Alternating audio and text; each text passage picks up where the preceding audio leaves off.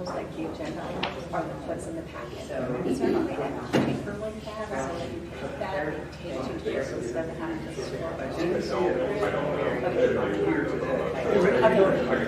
Okay, thank you, appreciate it. I'll try to find one that does. So I can just send it to your policy. I'll see what I can do. Okay, thank you.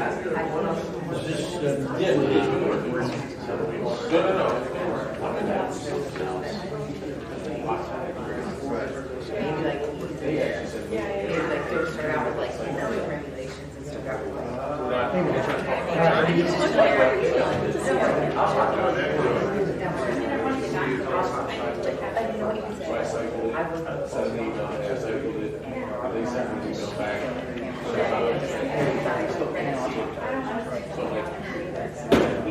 No. And Kim was involved in it more than I was in my office, so I have to refresh my memory too. All right, sounds fair.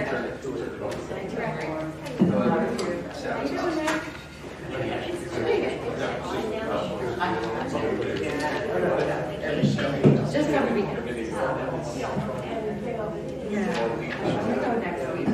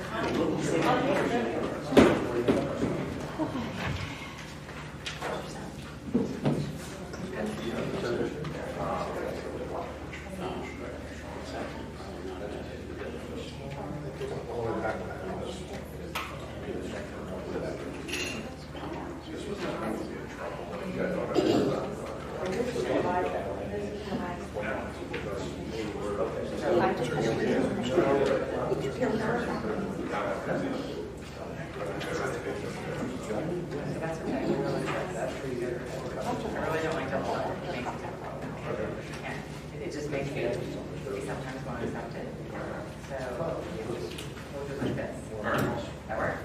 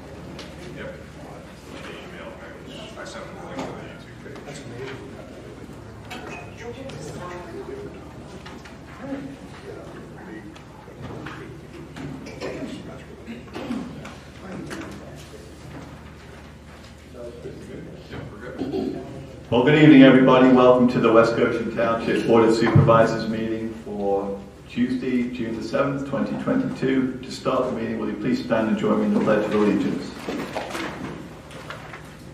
I pledge allegiance to the flag of the United States of America and to the republic for which it stands, one nation, under God, indivisible, with liberty and justice for all.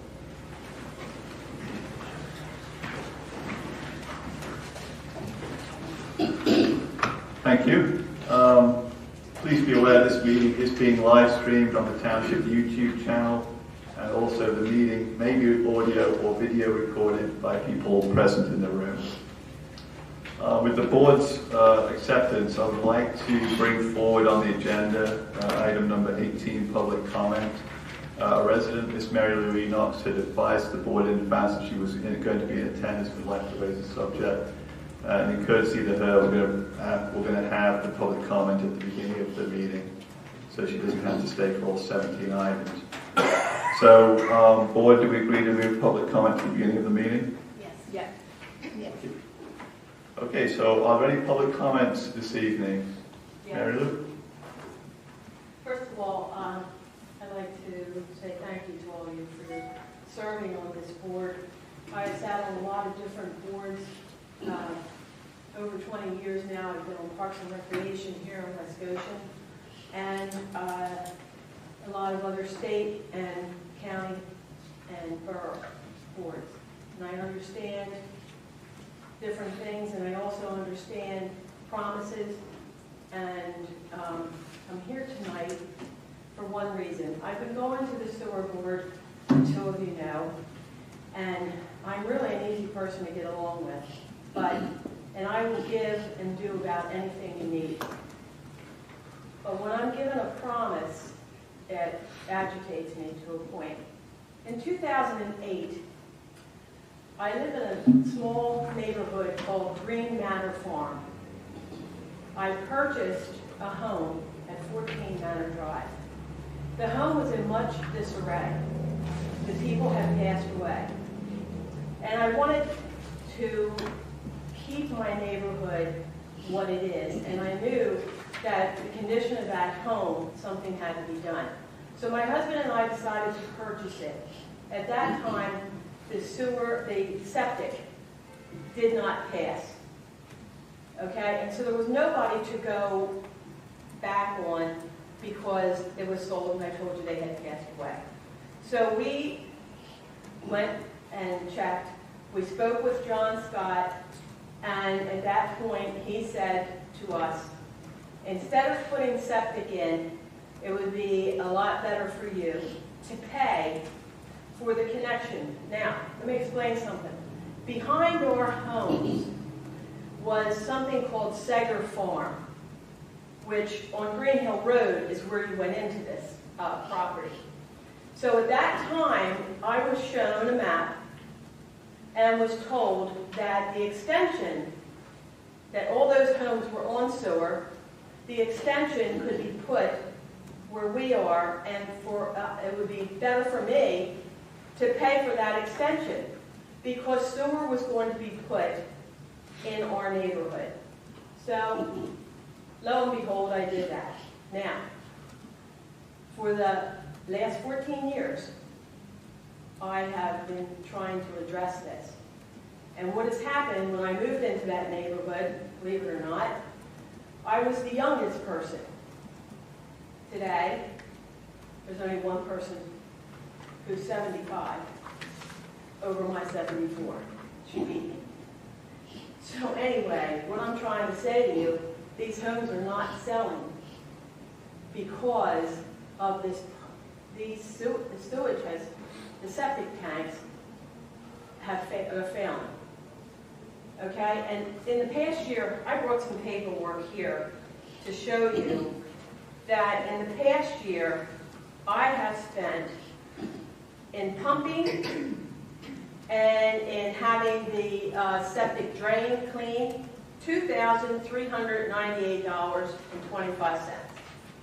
This to me is now, it's a hazard in our neighborhood because we're not the only one. Our homes are on 1/4 of an acre, approximately. The sad part of it is when they built these homes, they're kind of back. In our front lawns, we have wells. In our back, there's a lot of places there's not room to put the kind of septic that is in today's day and age. These homes were built in the 1950s. Okay, so I was told by John Scott that to pay for this extension, I don't know what you call it, but I paid for it.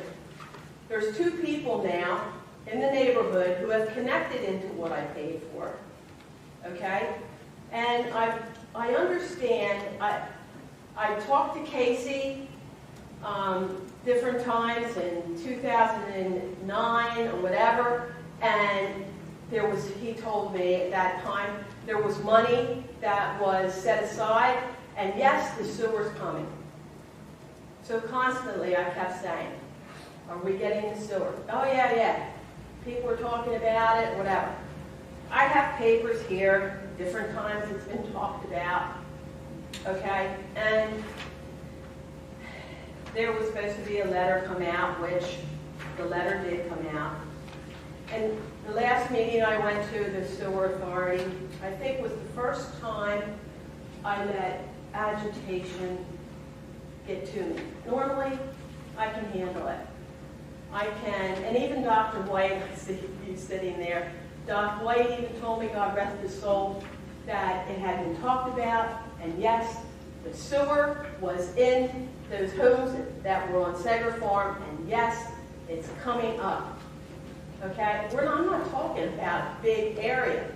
And you know, sitting on different boards, I can see when you look into something and say, oh, we do this for that neighborhood, we're going to open a can of worms. Because everybody else is going to come and they're going to want their neighborhood done. Listen, here's the story. You're not opening a can of worms here. You're fulfilling a promise.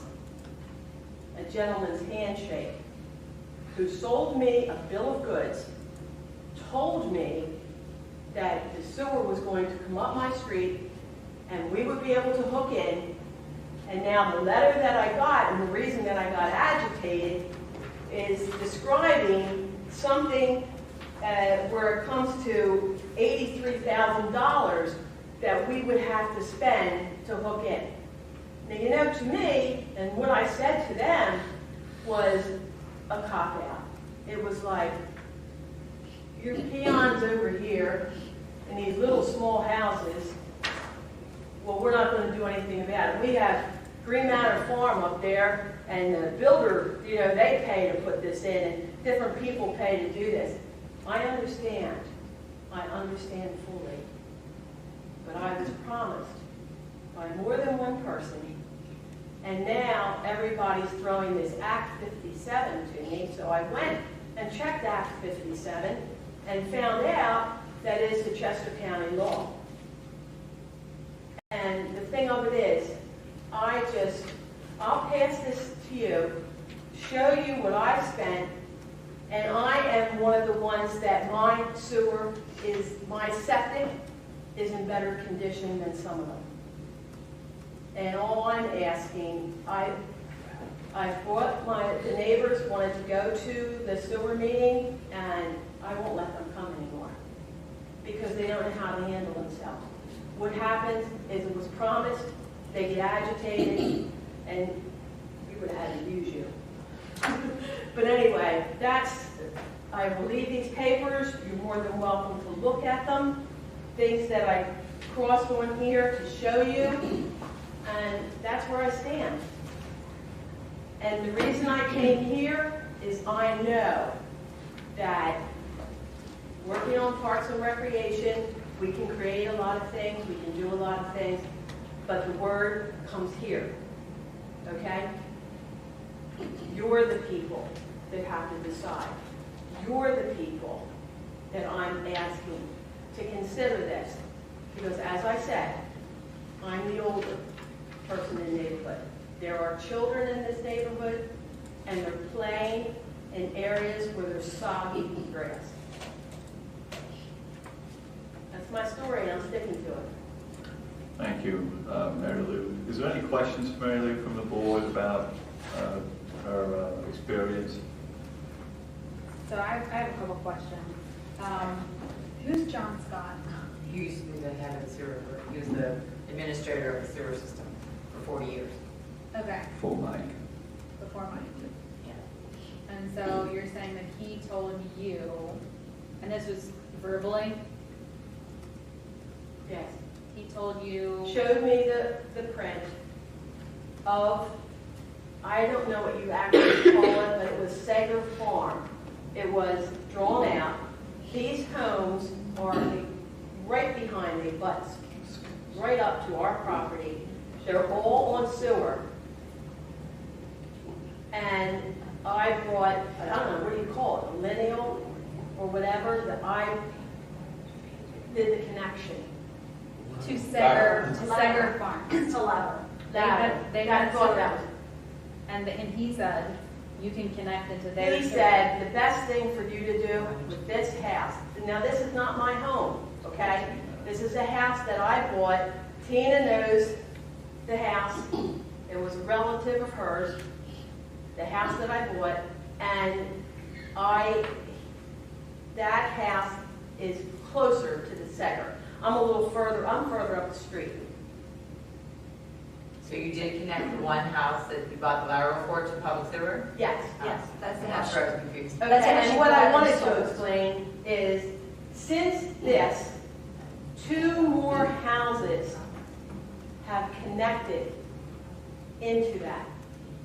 Into The connection extension you that I paid for. Okay. So he promised to connect to 14 or the property you're at right now? Scott, this guy's. Yeah. Yeah. What did he promise to connect They the house promised that they were bringing it into the neighborhood. to the That whole was- neighborhood? Yes, Is what he promised you. yes. So Or at least Manor Drive, because the first house I bought was 1215 Pottstown Pike, which was in disarray. And I bought that and fixed it, And sold it. well, to my daughter, And sold 14 Manor also. yes. Okay.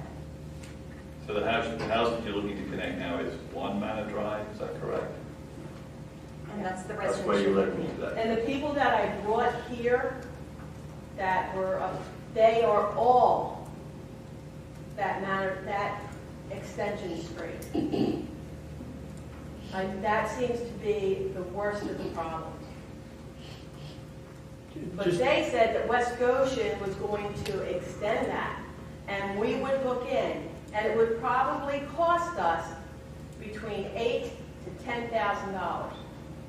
And that was how many years ago? $8,000 to $10,000. Yeah, it was the 20 years ago, maybe? You said 14. you said 2008? Yes. 2008 is when you moved in? No, I have lived at my property for 49 years. So you're saying Casey and whoever was here before. was- I live at 1 Manor Drive. I bought 14 Manor Drive and rehabbed it. Well, Mary Lou, would you mind providing your information to Chris and you can share it with the board? Yeah, I mean, if it's confusing, I could, try to explain it better to you. Well, I'm trying to understand, you purchased the property whenever. You say you've been there for 49 years? Okay, Let me just finish my question, okay? go ahead. And at the time when you purchased it, it had a private well and a private sewer septic system? Yes. What has happened since then that has made this situation untenable? To my home, evidently, from what I understand, and I talked to the person on the sewer, Tina, Running off of? yeah, I don't remember his name. Evidently, I don't have a septic system, I have a cesspool.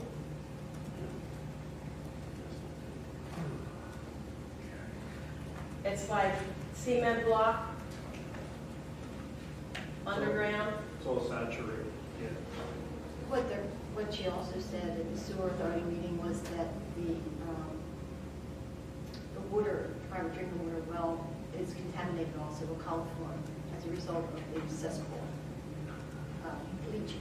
So your water supply is becoming contaminated? Is that what the issue is here? I'm trying to grasp, understand. I did not check my water, all right? I use it for cooking, I don't use it for drinking. None of the neighbors use their water for drinking. What And do the they do for reason, drinking? here's what the story is. Our houses are set back a little bit. Our wells are in the front. Our septic is in the back. But next door to me, her septic's in the front and her well's in the back. There's nothing that is the same. So I guess if you paid it 14 manor to have it hooked in, were you expecting to also pay a portion at 1 manor where you're at right now since you already? Sure. Okay. Oh, yes. Okay. Oh, well, I'm not saying I'm not saying I wanted something free. No, but the issue is now you're saying it's going to be 10 times more expensive. I think the difference is, I may not be accurate here, but the difference is when you had the opportunity to connect 14 Manor Drive, you were just connecting a lateral from that property into a main that had been installed as part of that development that was, I forget the name you just described. Sager, what was Yeah. called Sager Farm. Right. The issue here now is the 3 roads that make up the Green Manor Farm neighborhood require an extension of the sewer main itself to get to all those properties, including where you live at 1 Manor Drive.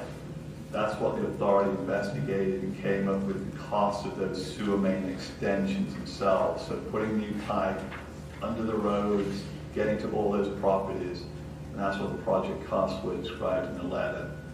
And the cheapest cost, the lowest cost option was that low pressure sewer main, which was a $40,000 cost for each of those property owners, because per our policy as an authority as a township, all sewer main extension costs are borne by those connecting into the new sewer main. So in addition to the sewer main cost, you also have then the cost for each individual homeowner to connect a lateral into that new main. Plus a pump. Plus a pump. So those costs are quite considerable. And the recommendation of the authority in the letter was that the most cost-effective approach for the individual homeowners is probably to look at replacement of the on-lot disposal system, meaning putting in a new septic tank or a sand mound system if that's what's required to continue with your private sewer situation. Yeah. So that was the outcome of the analysis that the authority had done. Right. At 14. And I know it's inconsistent with what you believed you'd been told 14 years ago by a couple of previous people who served on the township staff.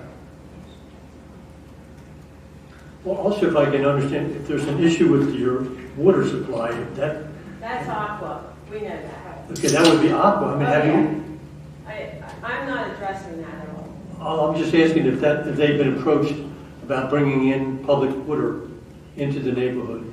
No, I don't think that has been, we're trying to do one thing at a time, and the thing of it is they know, because I've told them, like we have different, neighbors get together, and I told them, don't worry, we're getting septic. It was told to me, it was promised to me, it was shown to me, and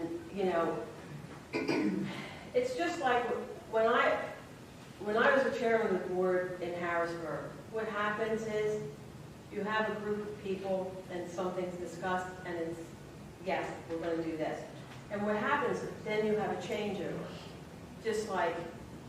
That's what happens. You got to start all over again. So the thing of it is I have nowhere to put a new system. So that's the reason I've been addressing this. If I knew what I knew today, that it was never going to happen, I would have never done to my property the enhancements that I've done over the years of additions, swimming pool, all under permits that I came to the township and got, and taxes that I paid on all those additions. I just really feel kind of abused, but I just wanted to address it. I knew this was the place to bring it, It's like the final place, and that's it. That's all I can say. I mean, I hope that you understand it, but the thing of it is now, I guess things have changed, and my bad is I should have had it in writing. I should have taken pictures of it if I didn't have it in writing, and it saddens me that this is where it will end up. But I wanted to address it, I wanted to come here and make it known, because I've been fighting 14 years. Well, thank you, Mary Lou, for sharing your story. If you do have documents you'd like to leave, Chris, we can obviously take a look at them. Doug, you'd like to make a comment on this topic or a different comment? This topic. Mary Lou, was this discussed at a Board of Supervisor meeting in 2008, where there may be minutes? That I'm not sure. Okay, I was told that it was. I was told by your father that it's coming. You know what I mean? Everybody told me it's coming. But was it implied by the previous Board of Supervisors that the township would provide this many in the street? Was that? And we would have to look into it. Okay. So that was the implication. That was the implication. Well, there is a requirement that we extend sewer main to a new area, that anyone within 150 feet of the property line has to tie in. That's by law, state law, so that would have been a true statement. But we don't know what was talked about in terms of when and how any sewer extension was going to happen back 14 years ago. Right. Okay. Okay. Thank you. Okay. Do you want me to do this? Is there anyone else who would like to make a public comment this evening? I would like to say something. Get well soon wishes to Phil Corbo. He's on the net. He's what, sorry? Phil Corbo had a stroke, Yes. and he's being told Okay. Is he back home? he's back home. Okay. So Phil Corbo is an architect. Thank you. Margie had a comment.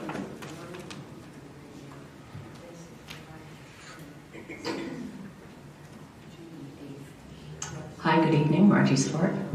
Throwing me all out of whack here, but I do appreciate you moving the public comment on non-agenda items to the beginning of the agenda. I think that's very wise. The township used to do that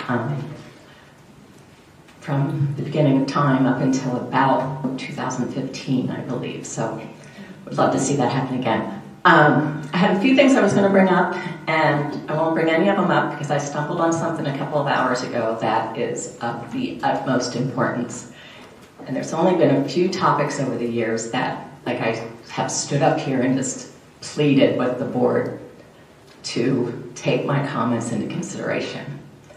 What I stumbled on is the developer of Greystone has transferred ownership of, I think, 5 streets to the homeowners association.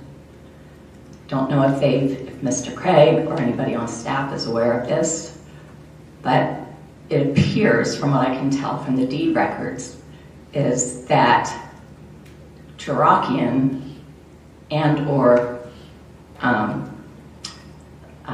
what's the name? RLD is still in control of the homeowners association. So we have the developer transferring private roads over to the homeowners association. My guess is before any of those homeowners are aware of this. I drove through the neighborhood today, and those roads that have already been transferred ownership to the homeowners association have not had their final coat put on. The stormwater drains are clogged. I hope the township will look into the escrow payments that are on record here. this is an issue that brought me to my first Board of Supervisors meeting back in 2013, when this issue affected my tiny little neighborhood of 12 units. And this is just so much larger, but I saw this as a major problem. It affected us because the township didn't hold enough escrow. So I just implore you to look into this, and before anything else is approved, the next phase over there, that the roads that have already been transferred to the HOA over at Greystone have their final coat and meet township specifications. Thank you. Thank you, Margie. Chris or Ricky, aware of any of the transfers of ownership, or Chris? Well, I mean, the Uniform Planning Community Act and the Declaration governs that. There's two different obligations here. So the declarant has obligations to the homeowners, and the Uniform Planning Community Act will call out, and the Declaration will call out when they can transfer what will ultimately be HOA property. That's separate and apart from the developer's obligations under developer agreements to the township. So the fact that they want to transfer, and they probably have the right to do that in the Uniform Planning Community Act and their homeowners declaration, and there's nothing we can do about that, that does not mean that they don't have to honor the obligations of completing the roads to the plan specs, and whatever escrow we have for that will release when it's done. So it's mixing apples and oranges a little bit. The developer has responsibilities to the homeowners that are separate and apart from the developer's obligations to the township. And we as the township cannot dictate when they transfer land to their homeowners associations or their lot owners for that matter. And it doesn't mean that we're not going to be holding them to what the plan requires or to what the developer agreements require. I also point out that fire hydrants then would need to be transferred over to the homeowners association payment. So those roads now have gone to the homeowners association.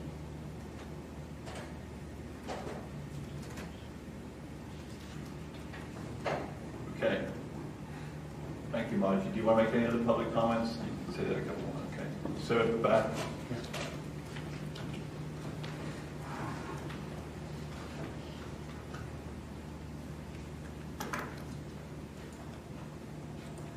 Good evening, everyone. My name is Jim Connor. I've been a resident with the township for 23 years. And on April 28th, I noticed that my downstairs toilet was gurgling. So I normally would go out to the vent pipe and put my bladder down there and blow it out. I would have that problem maybe once or twice every 3 years.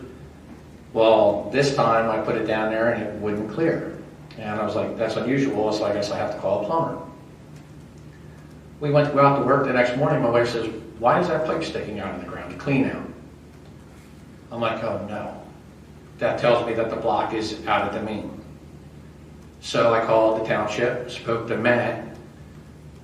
Matt came out with the camera truck the next morning on the 29th. And he went to go down the street. So I went down the street. I'm like, Matt, my house is up here. He said, we have to jet the mains first. I said, I don't want you to do that. I want to see what the problem is first before you guys clear the main. And he said, this is standard protocol. We're going to jet it and it will be up with the camera. Okay, fine. That's what you do, fine. So he puts the camera down there, and I have pictures. I obtained a video of that when they did it. And this is a picture of my house. I have no trees at my sewer lateral. Okay. Closest tree is across the street. So when they sent the camera down the main, there's clearly roots in the main. So I called, Matt suggested I call Timothy off plumbing. And I've used Tim before. He's very reputable. I'm sure some of you know him. So he came over and he said, all right, and before he started the work, he called the township. So the township, he wanted to find out what depth the lateral was. So we have a map that shows, when you look at this map that's provided by the township, the depth is 7'5". So Timothy off said, okay, you know, I'll give you a quote to get this job done. He quoted me $4,000 to get the job done, which is something that needed done. All right, fine, Tim, go ahead and start the job, get it done. As he was progressing to excavate the pipe, because there's no way we could get it unblocked with what the problem was, he used his excavator. His excavator could only reach down 8.5 to 9 feet. Calls me at work, says, this job is beyond my scope. The map is incorrect. It's not 7.5 feet. I'm down 9 and haven't hit it yet. We're still going down. He had to call in Duraco, triaxle, big excavator. My $4,000 bill is climbing fast. He gets Duraco there. They dig it out. Tim finds the Y near the service lateral and cuts the pipe short of the main and found the beginning of the root ball was coming from the main. His letter to me in an email.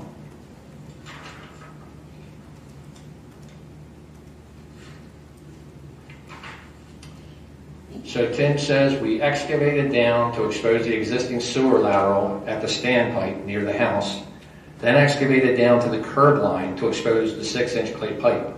We cut into the pipe and found it to be 100% blocked with roots. Again, you saw my pictures where I have no trees around there. We taught the customer, explained we would have to cut over the street and follow the pipe until we could locate the end of the root ball and the area the roots are entering the pipe. So they located the lateral on the street and found that we didn't have sufficient room to store the excavated soil. Called Duraco in.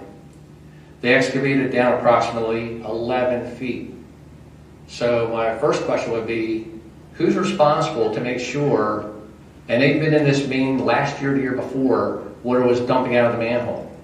So when they were in there before, somebody has to be accountable to make sure that these maps are correct for the plumbers to go and do their work.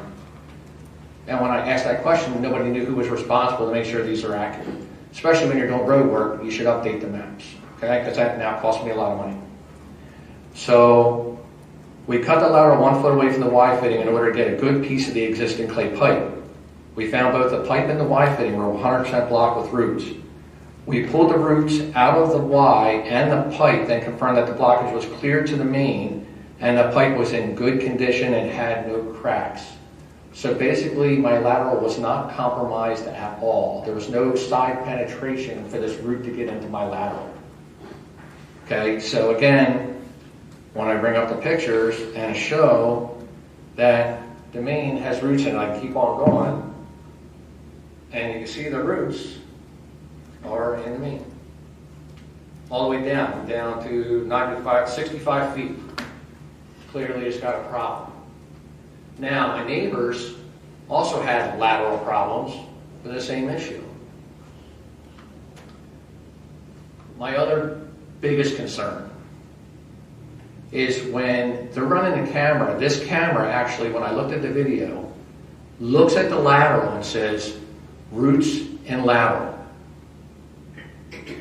They know who the homeowner is. They know what address it is. How is it that they're not notifying the people that there's a problem before it becomes like me? I have a serious problem with that. That's not a township that helps people. You know, and if you ask the township or the sewer authority, they might say, well, that's not our responsibility. Yes, it is. We're a community. We're supposed to be helping everybody. Well, now my bill stands at $21,000 that I have to put out of my pocket. I feel strongly that if my pipe has no compromise in it, no breakage in it, and there's roots in the main, which the root came from the main up, Tim just said, he pulled it out of the main and it was clear. And I have no trees. Now I'm stuck with this big bill. I'm asking you guys, you gotta help me. I'm a blue collar worker. I don't have $21,000 just sitting around from $4,000. And I love this community, I love this township. But I just felt like I had no help nowhere. I tried calling Mike at the township. He didn't call me back. The township was there. Tim said, They didn't offer any help, but they can't really work in front of me. So you guys can see where I'm stuck. And I just feel like I'm getting the raw end of the deal. And I don't want to see any other resident in this township go through what I did. Because I just don't think it's right. So what I'm asking is any kind of relief from this. Thank you. Thank you, Mr. Connor. Dave, do you have any comments on the situation? Standard practice is to clear the line and run the camera up, because if you don't clear the line, you can't see what the issue is. Second, there's no trees in the middle of the road. The roots come in on terracotta pipe at the joints. Pipe doesn't necessarily have to break, it comes into the joints. So basically, the interpretation of Mr. Connor around how the roots got in there, you're not in agreement with? No. But the roots were in the main. No. The video clearly showed that the root that was pulled out was at the joint connection between the lateral and the main. But I do show that roots are in the main. There are roots in the main. There's roots in about every terracotta main out there. And we'll go out, and yours was scheduled, it's either done or will be done shortly. We use a product called Root X that'll go down the foaming line and kills the roots. Okay, so there's a few things that I want to talk about. The first thing was the map being incorrect. I do want to understand why he was told that. That happens all the time. Yeah. I mean, that you get into situations where you're going to go build and put a pipe in and you run into soil conditions. The as-bilt's not always what it was planned to be. So I bet you of all the sewer lines and the maps, sewer mapping in the township, a lot of them are not exactly where they're built. But by And that area was constructed 66 years ago. 60 years. And that, I believe you told me that your lateral was the original one to the house, is that correct? That's correct. So that was 66 years old. Is that accurate information back then? You can't acquire that information today, accurate information.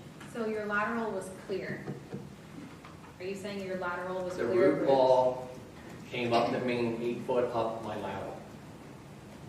But there was Up no- your lateral. Up my lateral from the street. We have no idea where it came from. The video showed that the main was clear. That is an accurate statement. After they jetted it. No, that is not true. How do A we jet through there, Dave, correct me if I'm wrong, would not destroy something of that size. No, we're not going to go through a root ball with a jet. The jet would have gone up, hit it, and stopped. The jet will destroy smaller roots, cobwebs, Where did the small roots come from? There's no trees. Right, that's what it, It's associated with 30 years. And you said you Could have been there a a decade. couple times a year you had to go out and put one of those, ladder. bladder on to clear it. Yeah. The reason your lateral is backing up is because you have stuff in it. It was probably the roots growing in. Right, but here's my question though. You guys went out there and unblocked that street, so I'm sure you cambered it. The street wasn't blocked. Last year was, water was coming up out of that main. Okay, separate occasion. Okay, right, so you guys must have jetted it and cambered it to make sure it was clear, right? So this goes back to my problem that we have, when you guys go down there with a camera and it turns and says roots and lateral, you're not notifying the homeowners. Why? Because it's not necessarily an issue. They're still getting flow. Not an issue? I mean, $21,000 is it. The neighbors down the street, I had to let them know based on these pictures that you guys are going to be blocked in the next couple months because it's a giant root ball in there and water's just trickling out. They're going to be in the same position I am. But if you guys were notifying people sooner than now, we wouldn't have half these problems probably. There's no communication. That's I guess, disappointing. Okay, are there other questions for Mr. Connor or staff on the board? Well, I want to look into this a little bit more. I really do. I want to have a conversation about this. I don't know if it's legal, but there are issues that I take with what's going on here, and I feel for you. I understand that obviously you thought that this was going to be a $4,000 job, and now you're Correct. owing $20,000. Correct. Obviously, there are other routes and other laterals in this neighborhood. Like I said, I don't know if right now is the time or the place to have the conversation, but I want to explore this a little bit I more. appreciate that. So that I can tell you. Yeah. That I will say. Okay, thank you. Tonight I will look way more into this and I just want to say, I live at 419 Penn Lane, I live right down the street from you. Okay. So I'm in a neighborhood, and I know a lot of the houses were built back in the 50s, 60s and all that. And you're not unusual, in fact, I'm one who also has roots in my lateral. And I had it scoped, and there the roots were.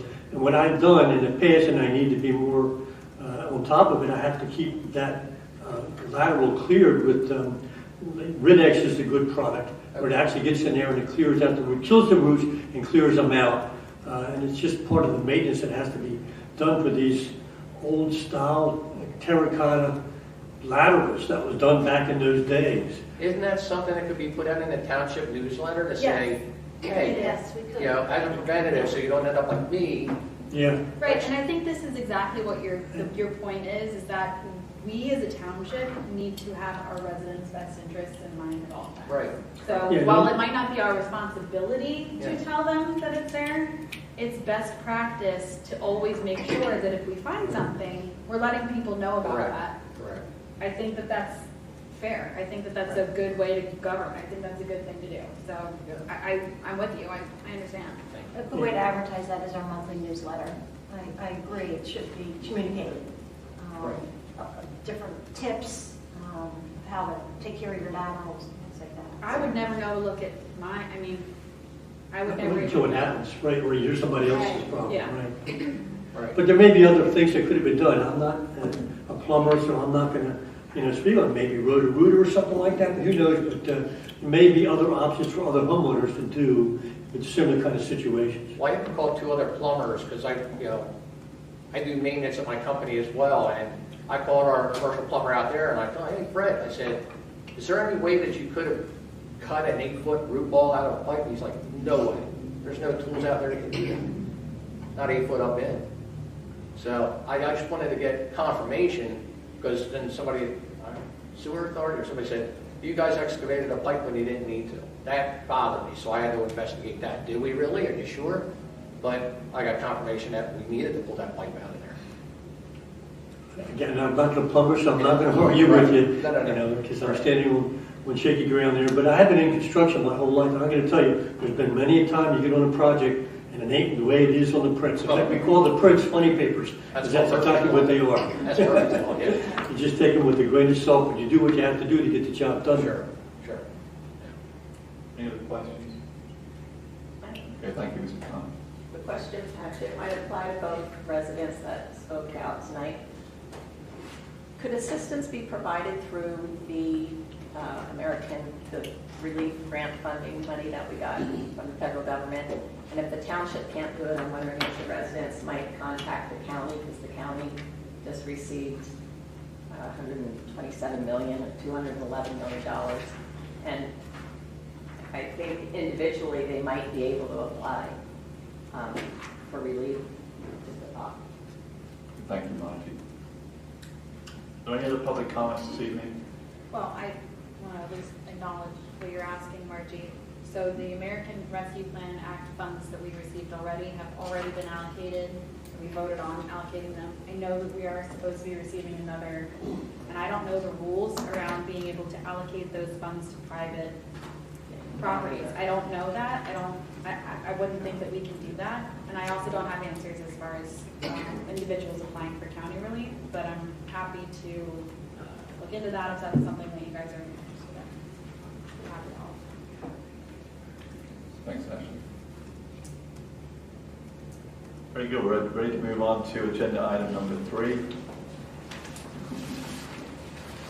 which is continued discussion and possible approval of the emergency incident notification policy for West Goshen Township.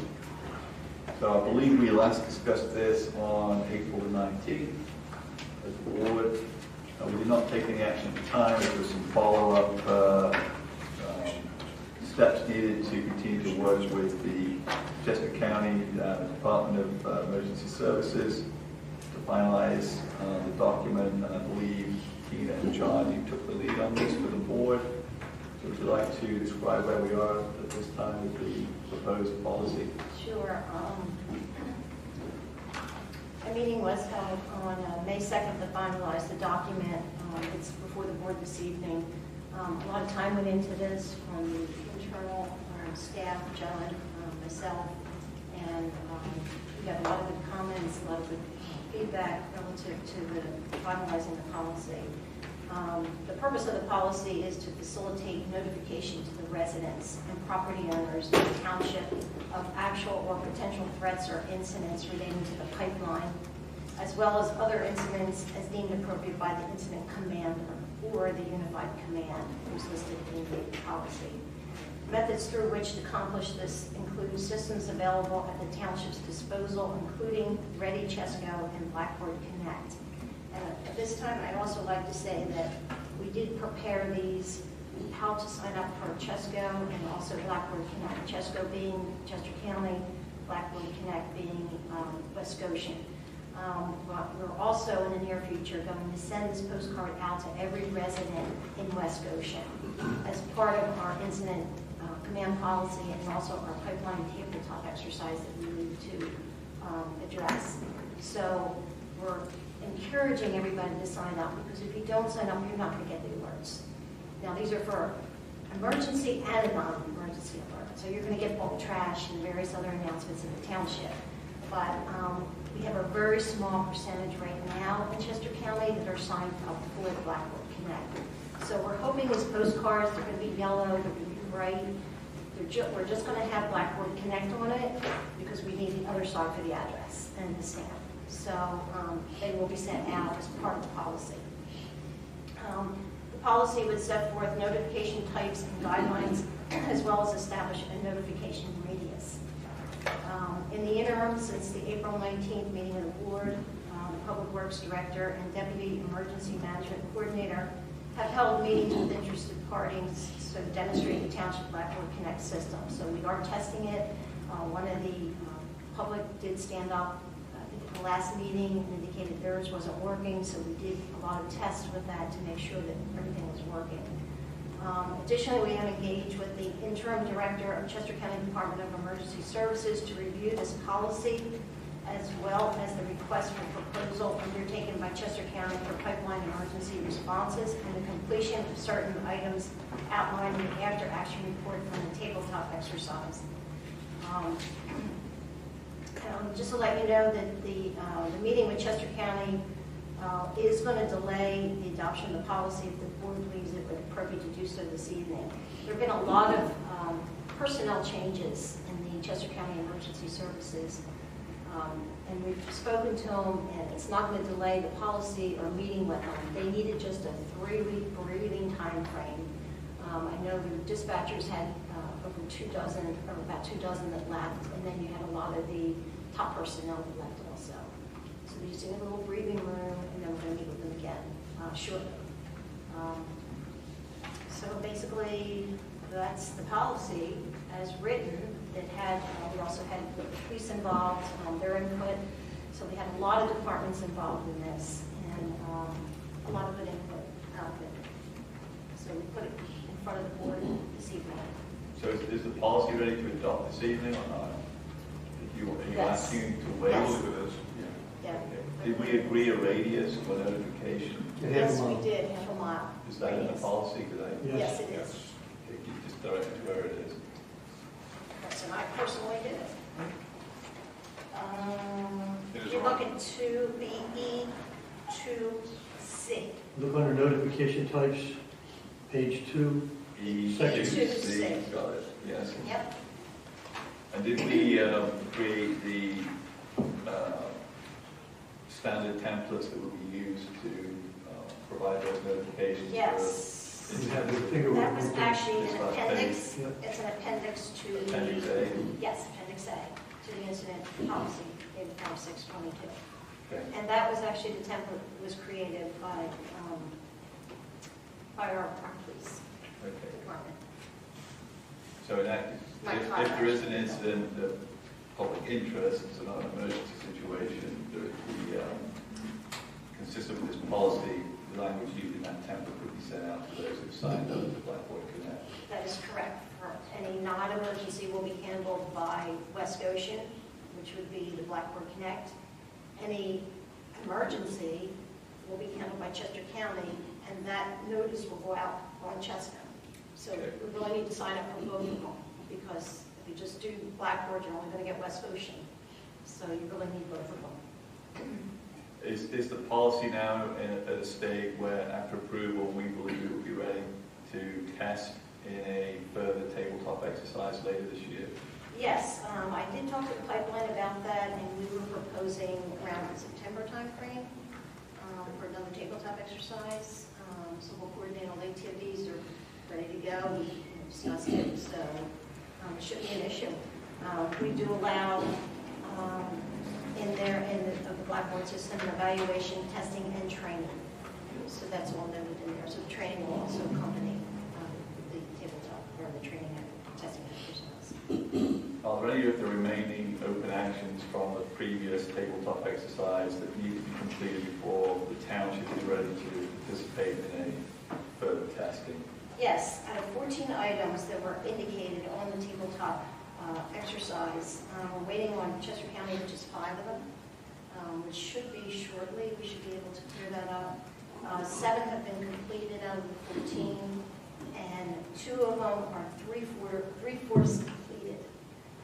That's just a matter of training on the Blackboard and various other things. It's minor Those stuff. 2 for West Goshen Township? Yes. Okay. So they're achievable. So they're nearly done. It's just a matter of setting a date. Sit down and achieve those last 2.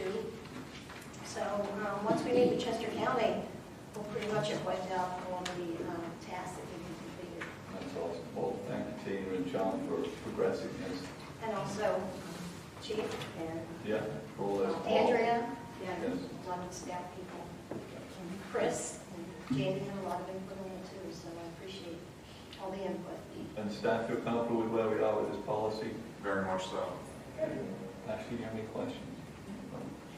Thank you. Would anyone like to make a motion to adopt the policy? I will make that motion. And I'll second it. Very good. So we have a motion and a second. Is there any public comment on the adoption of the emergency incident notification policy for West Goshen Township? Hearing none, we're ready to take a vote. All in favor say aye. Aye. All opposed say nay. The motion passes 4-0. Before we leave this topic, I just want to ask Chris, what's the status of reaching out to CCDES about getting a meeting together with the interim director over there? I contacted Bobby today, and I'm waiting for a response. Okay.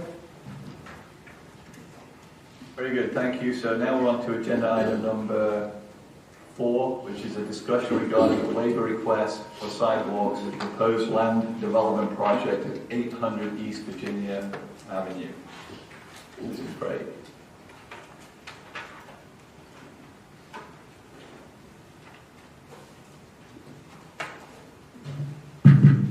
Good evening, members of the board. My name is Matt Adams. I'm here on behalf of 920 South Walmart Associates LP. We're the owner of the property located at 800 East Virginia Avenue.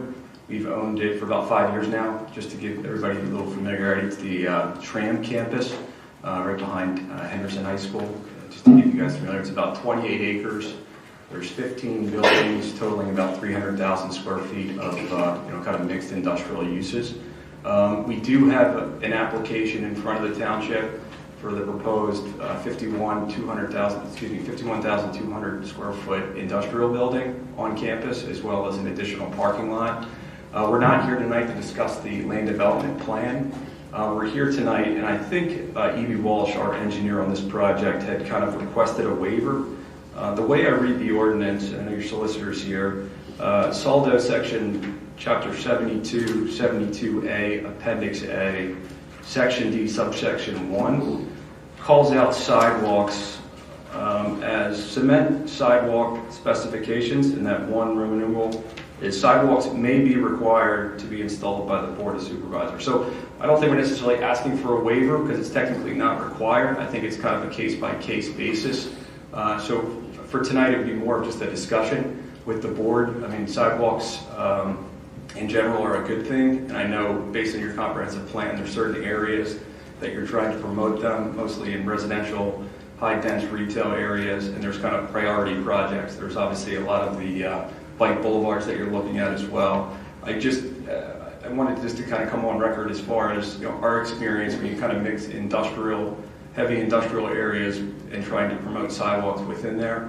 I'm not sure if you guys are familiar with that area, but there's really no sidewalks existing today. Henderson has a few sidewalks that interconnect between properties, but not perimeter sidewalks.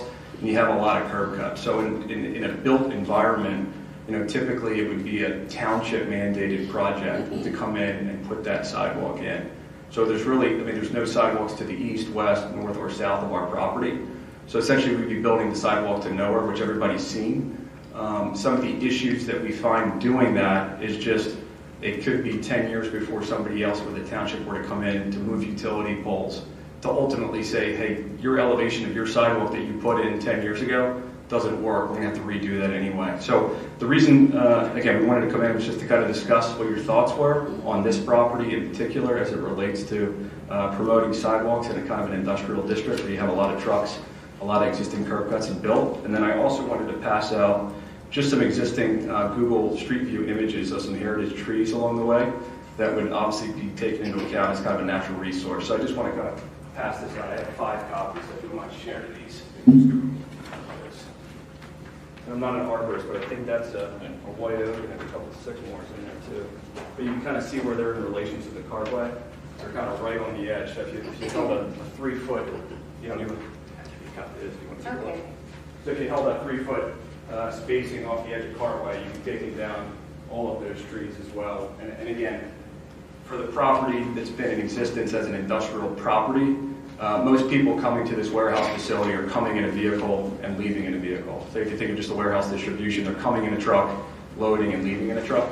So it's not necessarily a residential type area. We would be, kind of walking to amenities or entertainment areas. So I'll turn it over to the board. Just want to kind of get some thoughts. We're not looking for action, just kind of in general, but I don't believe we're looking for a waiver. I have 2 questions. Would there potentially be a safety issue associated with not having sidewalks, especially with the trucks coming in and employees walking around? Has there been any study to determine whether it could be a safety issue? Not having sidewalks? Yeah, so right now, most of the businesses in there are all, pretty much car-centric. We have cameras on the perimeter of the property that actually pick up people and cars, and really we don't have anybody walking to the site right now. Again, it's mostly warehouse distribution, so folks are driving in, parking, picking up their truck or van, and making deliveries from that warehouse. So it's really not a walkable area at this point. Okay, so there's no safety study that's been done to make that determination? We haven't done a safety study now. Okay. Is there any possibility if you do have the sidewalk to put it over here versus where the trees are? So again, as you start to kind of flop on either side of the road, and I'm sure Rick could kind of chime in, it depends on really where the utility poles are. Right. And you typically don't want to put the sidewalk right up against the edge of the carway just in case that there is a heavy truck coming. Typically, if there's 2 cars, they're going to kind of veer off the road a little bit, so you want to kind of create a little safety spacing. But I haven't really studied the south side of Virginia. I'm curious, the letter addressing this issue before the board, it's dated January the 25th, 2022, and here we are in June. I'm just curious, why is this coming up now 6 months later? So we didn't originally have them on the plans. I think it came up because there's a driveway as well, so it's kind of a 2-parter. Kimes Avenue services 3 different residents that access our property. So there's a private access easement for them to access their driveway. So we're going to be widening that as our entrance to this new building. So there was talk about having sidewalks on a street, and it's of our opinion it's not really a street, it's more of just a driveway with access. It's not open to the public. And then it really came up that really in that section 72A, Appendix A, as it states that it's really up to the discretion of the board as to whether or not to require sidewalks. However, in my review of the plans, I did require them to put in sidewalks based on the board's opinions in the past regarding sidewalks, where we can put in sidewalks. Sure. So Are you familiar with that this? was a review comment that needed to be addressed by the applicant, and hence the waiver letter. That's exactly what I was thinking. Are you were you aware that this board is very much in favor of sidewalks with most projects? I was not, but again, I did look at the comprehensive plan. I did kind of my homework. I mean, again, there seem to be some corridors that you guys are focusing on as far as the pedestrian connections. I will tell you, Yeah. if this were to come across the board, we would absolutely 100%, someone would say, are you planning to put in sidewalks? So it's fine that you're bringing this to us now to talk about it, and I appreciate that. This is definitely something that would have been asked anyway, so it's good that we're talking about it now. I don't know that, I mean, we're going to make a decision tonight. No, again, it was just open for discussion. Again, just an industrial district that you typically wouldn't see a lot of movement from, residents to a park or, vice versa. So again, it's really a car-centric type operation, just given the warehouse use of the property. Do you have any pictures here of Hines Street? I only see Lincoln and Virginia. What street? Hines Street, the property. Oh, Kimes. Yeah. So I don't have the Kimes is just a private private drive. Yeah, so you can kind of see that. That's just it's only 15 feet wide. Yeah. But you're widening it to 28 feet wide, and you're going to have 250 some vehicles, including heavy trucks, using it. So it needs to have pedestrian access, whether it's a sidewalk or not. Yeah. So irregardless of whether there's sidewalks on the public streets, for adequate pedestrian circulation within the site to those 3 residences, you really need to have, at bare minimum, sidewalk on, or some pedestrian walkway along Hines. Gotcha. I would tend to agree with that. I mean, I can see along Virginia and Lincoln, there really wouldn't, it's like a sidewalk to nowhere, but in front of those 3 houses, they're really going to need some kind of buffer. And having a sidewalk there would give them a little bit of distance from them and that road. The other thing that I'd like to point out is right here, this is a practice field for Henderson, and up in here, a whole bunch of other fields for Henderson. So there's definitely potential for pedestrian access along here. So this is right next to a school, and It's too risky. it is in our comprehensive plan. We definitely are working toward establishing networks of sidewalks. So I know right now you guys might feel like if you put sidewalks in there, sidewalks to nowhere, but as redevelopment of the township happens, what we're trying to do is make those sidewalks kind of interconnect. There's other projects that are doing the same thing, where there's no adjacent sidewalks on other properties, and we're having them put them in. So we are building that.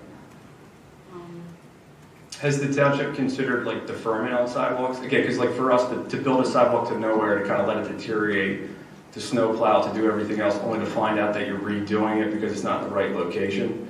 Have you seen any of those type of requests come across? No. Who would, I don't understand what you mean, redo the sidewalk. When would? So it would be a deferment. Essentially, let's just say the sidewalk costs $25,000. The applicant could post an escrow with the township for $25,000, for a 5-year window for the township to say we want you to go ahead and put it in. Because again, for us, we're putting in the sidewalk to nowhere, but at the same time, it's just one of those things where, is it in the right spot? We've got to take out those trees. We're going to have to obviously navigate stormwater, utilities, and everything else. So it's not a small feat at this point. And maybe a sidewalk to nowhere, but it's protecting somebody's life. Right. So this tree here, would this have to come out to put in a 3-foot sidewalk? Wide open? I believe that thing is, let me just take a look. Yeah, that one's spanning almost the entire. Could you stop short of it and then just pick up right after? Or is there other alternatives? Other alternatives for sidewalks? That's to get some kind of oversight. I mean, why do you put in a sidewalk that terminates at a tree? Tree, yeah. I mean, you can't do that. It has to be ADA accessible. Right. And it's also not a 3-foot sidewalk. It has to be at least a 5-foot sidewalk.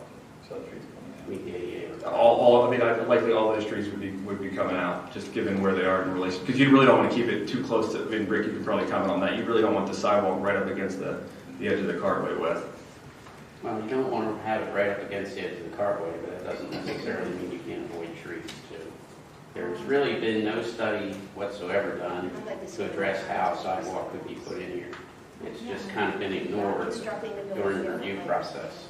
So, we really don't know what the impact right now of putting sidewalk in, or how it could be done, or where it could be done. because nobody's looked at it. Right, that's what I mean. So we need to look at the full picture and see if there's other alternatives, or either the building configuration so that we can allow sidewalks and not have to destroy the trees, if possible. But the building configuration does not impact this sidewalk location. It's not, the internal land development proposal on the site is not going to affect it. Well, that's true. The building isn't, but there might be other alternatives we can look at.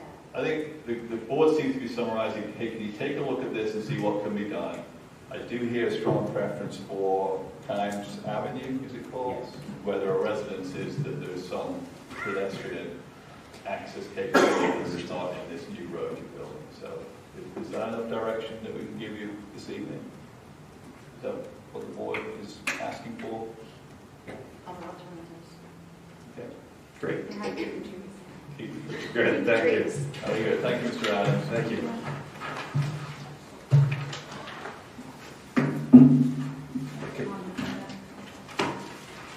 Yes, I do walk along there fairly frequently with my dog, and it's quite frankly, it's dangerous. And I would encourage the board to continue to put in sidewalks in the community, particularly in situations like this.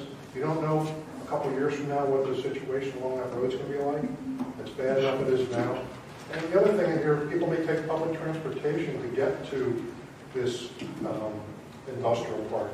The closest public transportation is up to the hospital. They've got to walk along Montgomery, and then they will walk along Virginia to get there. So I think the township needs to, we're not a pedestrian-friendly community, and I think we need to keep working towards that. I would encourage you to have the developer put in sidewalks. thank you for your comment. Very good. So we're ready to move on to... Sean, one minute. Oh, Marge. I just want to concur with everything that gentleman said. Okay, thank you. Okay, ready to move on to agenda item number 5, which is continued discussion regarding a proposal from Carroll Engineering regarding a proposed stormwater feasibility study for certain neighborhoods in West Goshen Township. So this is a continued discussion that we previously last discussed at our May 3rd, 2022 meeting. And we requested additional information because Rick was able to be present at that meeting about specifically the criteria that have been used for the identification of these particular locations in the township and the prioritization of which ones were most in need of potentially a study being done. So Rick's back with us tonight, and we also requested Carroll Engineering have a presence. So I believe Mr. Malin is here. Yes. Very good. So I know I have some questions around what the product output would look like from any proposed study, so we can talk about those. So Rick, do you want to kick us off with just explaining some of the background to the particular locations that are shown on the map? Yeah, the criteria for picking these locations was really quite simple. It's simply that these neighborhoods have no existing stormwater facilities, either conveyance or management facilities. So Dave and I just went through a township map and went through the neighborhoods, and we just know from experience from maintaining these systems where they are and where they aren't, and also dealing with the complaints relative to that. So we identified 16 different areas which are shown on the map. This is Carroll's map, shown in red. Carroll identified each segment or area by a number just to give it a numerical name. And then once we got that map, I went through and I prioritized each district, and the prioritization number is underneath in the square. And again, quite simply, the priority was the number and extent of complaints we've had regarding stormwater over the last 22 years that we've been dealing with stormwater. So that's kind of seat of the pants. I can't quantify it numerically, but we know where our issues are, and that was the basis for the prioritization. Rick, area number 1 is not as delineated as the others in terms of a red outlined area within the township map. Is there a reason? What is the actual area of number 1 that's shown there? Number one, not the priority. Oh, the sorry, actual- number one. Yeah. Which one is that?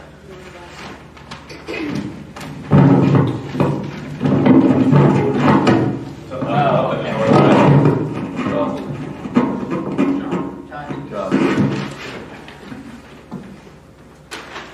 Number one is a linear feature. The map is pretty big, which is why it's taken a long time for it to redraw. But that's basically, bring it back again, North New Street and Sunset Hollow, which are, other than Montgomery Avenue, which floods every time it rains, that's a linear feature where we have recurrent stormwater issues, some flooding on Sunset Hollow, but a lot of erosion and lack of control of stormwater on North New. Because we just did that project on Sunset Hollow. Is that addressing some of the concerns that you have had for that? That helps the area right in here. Yeah. But we have issues all the way down, and this is Grubbs Mill. So that's why that's a linear feature rather than When you say North New Street, so you're talking about that stretch of North New Street that connects from Sunset Hollow, the whole stretch of it? From Sunset Hollow all the way down to Taylor's Mill. Okay. About how many projects do you think you could do per year, you project? Well, it depends on the scope of the projects. I mean, some of these areas like North Hills are pretty big, and a couple of them are rather small. But I mean, to be honest, a project like North Hills, you're not going to do in a year. I mean, if that was designed and bid and put out for construction, I mean, you're probably looking at a 3-year project just to do North Hills. So would you wait, Rick, and do North Hills and wait until that's completed before you go on to number 2, which is property number 12, or do you do them simultaneously? Again, it depends on the scope of the projects. If we were working on North Hills, I would work on North Hills And get that done. to the exclusion of anything else. If you had some smaller areas, and we do have some, Yeah, like 12. like number 5 up in there, and then 12 12 is a smaller area. It might be possible to do a couple of the smaller ones concurrently. Okay. I'm just trying to think of timing from a priority standpoint, and how many years this is going to Well, go through. it's going to be a lot. I mean, Yeah. to be quite frank, this area here, I forget what the name, what's the full name, the name of the neighborhood there, Dave? Carolina. Oak Oak Hill. I mean, Oak Hill is about half the size of North Hills, and that's still probably at least a year-long project for construction. With the size of it. Yeah, these are not small projects. So when you talk about projects, what is in your mind when you say that? What would a North Hills project actually look like? I know we're going to talk about what Carroll Engineering is going to do for us, but you obviously have something conceptually in your mind as to the extent of construction work required to address stormwater issues that you know about over the last couple of decades in North Hills. Are we talking about stormwater mains on a 10 streets in a big basin somewhere where we don't know where it would be? Is that the solution that you have in your head for stormwater? In some neighborhoods, yes. Some neighborhoods, we do have an idea of what we might be able to do, and North Hills is one of them. But again, it's going to depend on where you are as to what you might be able to do. For instance, Oak Hill, there's no free land whatsoever to put a basin. So it's unlikely that you could install a standard conveyance system going to a basin someplace to deal with stormwater. So there you're going to have to do something different, whether it's localized facilities by lot, or you might be putting in infiltration beds, you might be putting in rain gardens, you might be putting in infiltration trench along the road. It's hard to say there. I don't really have a good feel for that. North Hills, you're aware we have a swale system, a grass line swale system that runs throughout the neighborhood, including most of this area here, not all of it, but some of this area as well. Also, the Civic Association has a large parcel of land here next to the pond that would be kind of ideal because it's at the bottom for a basin. Yeah. So the north side of North Hills would lend itself to an infiltration trench system with grass line swales leading to a centralized basin. Now, the south side of North Hills, again, you have some grass line swales, but you don't have anywhere to go to a basin. So in that case, you might concentrate on infiltration facilities and grass-lined swales. So, you know, that's a concept we've had as a possibility for a while, and we actually included it in one of our early TMDL plans that was like 15 years in the future. There are other neighborhoods like Roslyn where you have absolutely nothing. You have no room for basin, you have no swales, you have literally nothing. So how you deal with that, we haven't figured that out yet. That's what Carol would do. Well, right. That's exactly the point, to look at the feasibility of, you know, what do you have here, which in almost all of these cases is nothing, and how do you take whatever you do have and parlay it into some sort of a coherent stormwater management system. And unfortunately, there's no continuity between neighborhoods as to who has what and what the topography is, what the soil conditions are, you know, whether there are curves or no curves, or there's just a ton of variables here. I have a question. This might be a dumb question. Does any of this count towards our reduction of, you know, like what we need to do with the DEP? Yes, it could. Yeah. It could. Okay, so would it make sense to sort of look at bang for your buck type projects in that regard as part of planning? Yeah, I mean, it would. I mean, obviously, if we can get credit for our PRP TMDL program, that would be beneficial.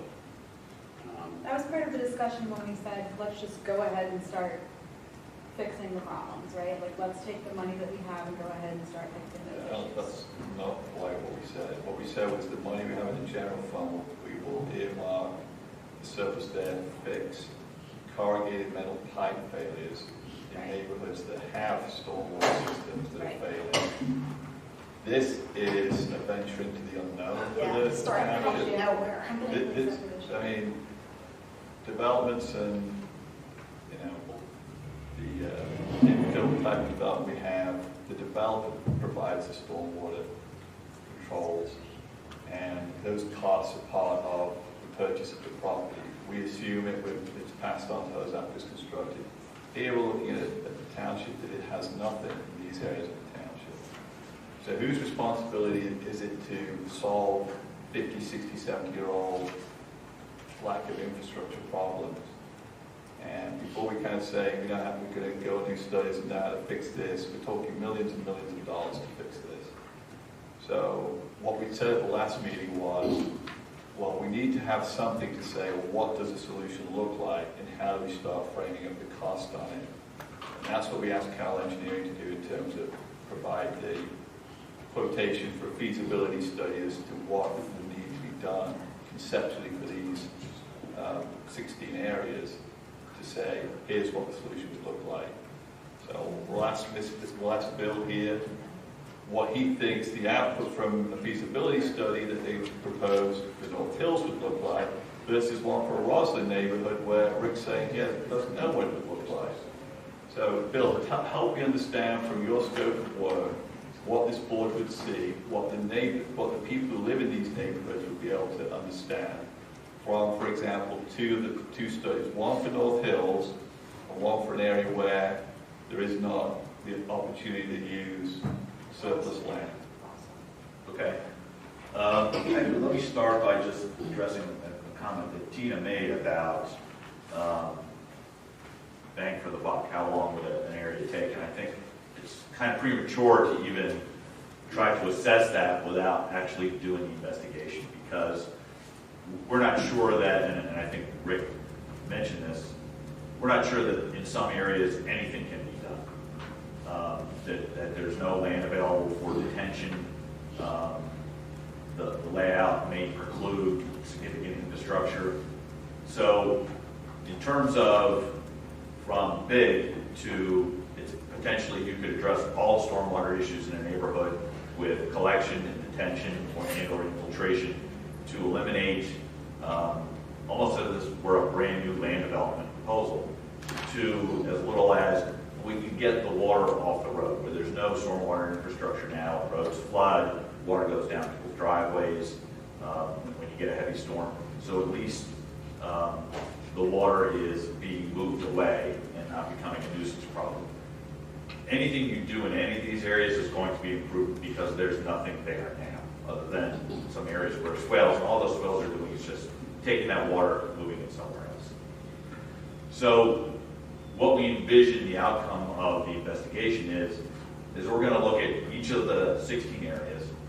We're going to do an analysis of storm flows for the different year storms. And again, as if we were doing a brand new land development and analyzing the stormwater requirements and how to address the township's ordinance. So we'll have the storm flows for the different storm periods. We'll do approximate pipe sizing, what's required in order to convey those flows based on the ultimate outcome, whether it's going to a basin, whether there's a nearby water course that's being conveyed there.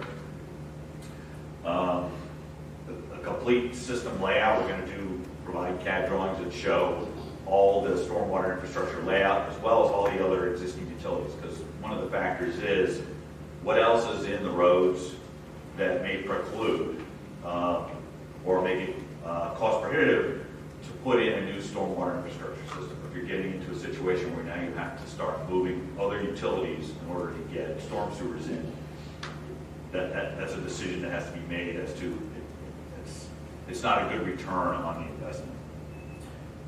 Detention where it can be done, as well as addressing MS4 reductions, where that can be a priority by doing something that improves your MS4 situation. And cost estimates for each of the areas. So what's going to be involved if something can be done, or what can be done? What's the cost going to be?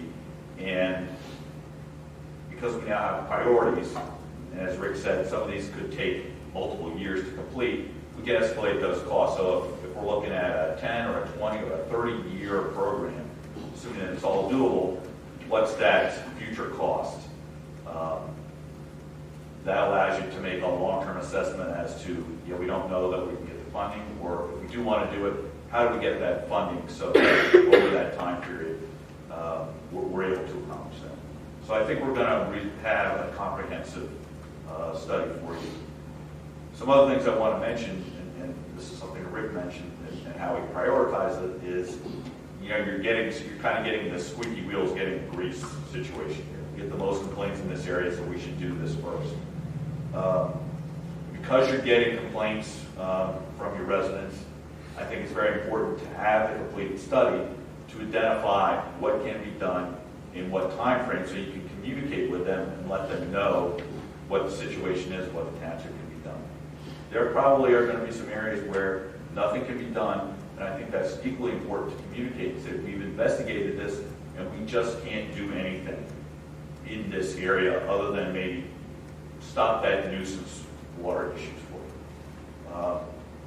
I think we noted in our proposal, this is something I recently encountered with a grant program from another client, is these grant programs pop up all of a sudden, and I mentioned it to the client. The client's like, well, that's great, but is there anything that we can do? And we did come up with a project. So having these projects costed out, having them scoped out, I think is beneficial when grant opportunities come up, so you can go directly into the grant program and make those applications instead of sitting there in a limited time frame and saying, geez, we want to do this, but what's going to be involved? What are the costs? Can we actually do it? So I think that's another advantage. And there are some very large, and I don't know if you have, Rick, in these areas, disaster issues associated, for instance, with Adup, whether there were damage issues that needed to be addressed, and whether any of these areas have continuous problems. We just completed a study next door in nearby in Willistown Township. We applied for a grant, it's a $2.4 million grant for a stormwater system that has on a recurrence basis, almost every other year sees a storm of the magnitude of Ida, but these people undergo the same issues. So those opportunities are available too, and when you have a study like this, it translates right into completing that grant application. And those monies come from PEMA, and they actually asked the township if they were going to submit because they had surplus money that they could give to them. It's something I feel for the benefit of the townships worthwhile to have that information ready. Okay, thanks, Bill. Questions to Bill or Rick? Other questions? Does the public have any questions? I do. Go ahead, Margie. A couple things. This is from 2015. This is an HRG, part of the stormwater system TMDL program, but this was bioswale plans, and I believe it came with a cost estimate for the North Hills development. So I would hate to see us spend more money to have another on the same study. Yeah, well, that is not the same study scope of work. That is just a rough, off-the-cuff, 10,000-foot idea that was never fleshed out and estimated and identified with a scope of work of what might be feasible. Are there any utilities there? You know, that is way higher level view than what we're asking HRG to do here. So that's basically what I just said we were looking at and thinking about, but it's never been fleshed out, never had a feasibility study done for that concept. So that's a concept plan, that's not a feasibility study. And then also, I'll just stick with this example. Obviously, this is a very large development, and I know residents have come in and complained, but are the problems, you know, just 3 or 4 homes or just one block? And do we really need to address like all North Hills development if we're only experiencing problems or flooding with a couple of homes? Because, you know, there are a little bit bigger lots over there. There's, you know, problems are pervasive through both sides of the neighborhood. I've been getting complaints from North Hills for 22 of the 22 years I've been here. And it's both sides. Both have slightly different problems. The south side's a lot flatter, so things don't drain. The north side is highly sloped, so they drain too fast. So there are different problems, but there are problems throughout the neighborhood. I can't point to any area in North Hills that doesn't have at least some scope of drainage issue. Right, but is that something, for example, that would come out of, let's say we give Carol the go-ahead to do these feasibility studies for the various neighborhoods? Is that something that would come out of a study? Would they say, well, it turns out only this little area of section whatever is experiencing flooding issues, and then we would say, okay, so the cost to actually work on this area that's a problem is way less than maybe we were anticipating. Is that sort of where this is trying to answer? I think it could, right? I mean, if you look at the North Hills on the north side, I mean, presumably the ones at the highest elevation, you're not going to be running up there saying this needs a stormwater main, right? You know, it's not going to be the same level of capture maybe at some parts of the development as it is at the others. Yeah, maybe also to answer your question, you may be able to take North Hills, for example, say, well, there's actually almost like 2 projects showing on here, one on the north side and one on the south side. Just the way the topography is of the land. But we should get those answers by doing these studies. Bill, would we get answers to that question? Yes. So clearly, the results will indicate where infrastructure needs to be installed. And right, depending on the topography, you don't necessarily need to storm sewer every single street, every single block, in order to at least collect the stormwater. So it can be done with an eye towards at what point does that infrastructure need to start. I'm not familiar with the neighborhood, so I don't know what other roadway features are there. That is, that there are curbs, the curbs are in good shape, that the roads are, they have proper crowns on them to convey the water to the curb line, that the road layout, especially on areas with steeper slopes, that the road layout is such that water comes down a road, it's an intersection, and wants to go down street instead of where you want it to go. So we have to factor all that in identifying what the sensitive infrastructure is going to be. But yes, that's the purpose of doing the study, is to know what's going to be required. Also staying with North Hills, I'm wondering, and I'm curious, I suspect that there's going to be a lot of different drainage issues because of the Greystone development. I mean, with all the trees, everything that was just clear cut, all the roads, and I know there's stormwater systems in there, but is that possible to have an effect downstream, which would be North Hills from all that development. So if it's looked at now, we could have different problems in 3 years after Greystone is built out. That's my concern. Actually, the Greystone development should discharge less stormwater post-development than pre-development. It has to, right? That's the purpose. They have to, developer has to do that. And then one last comment, when I look at this map, we all know, everyone in the township and the borough, the area knows, what needs to be repaired or fixed, where does it flood, where do we need the streets closed down, is Lincoln, Garfield, Washington, and Montgomery. It's nowhere to be found on this map. Like, how can that area not be on this map? Because they're not our streets. But it's still our problem, and we should figure out a way to do It something is about it. definitely a problem. We're aware that it's a problem. They're not our streets.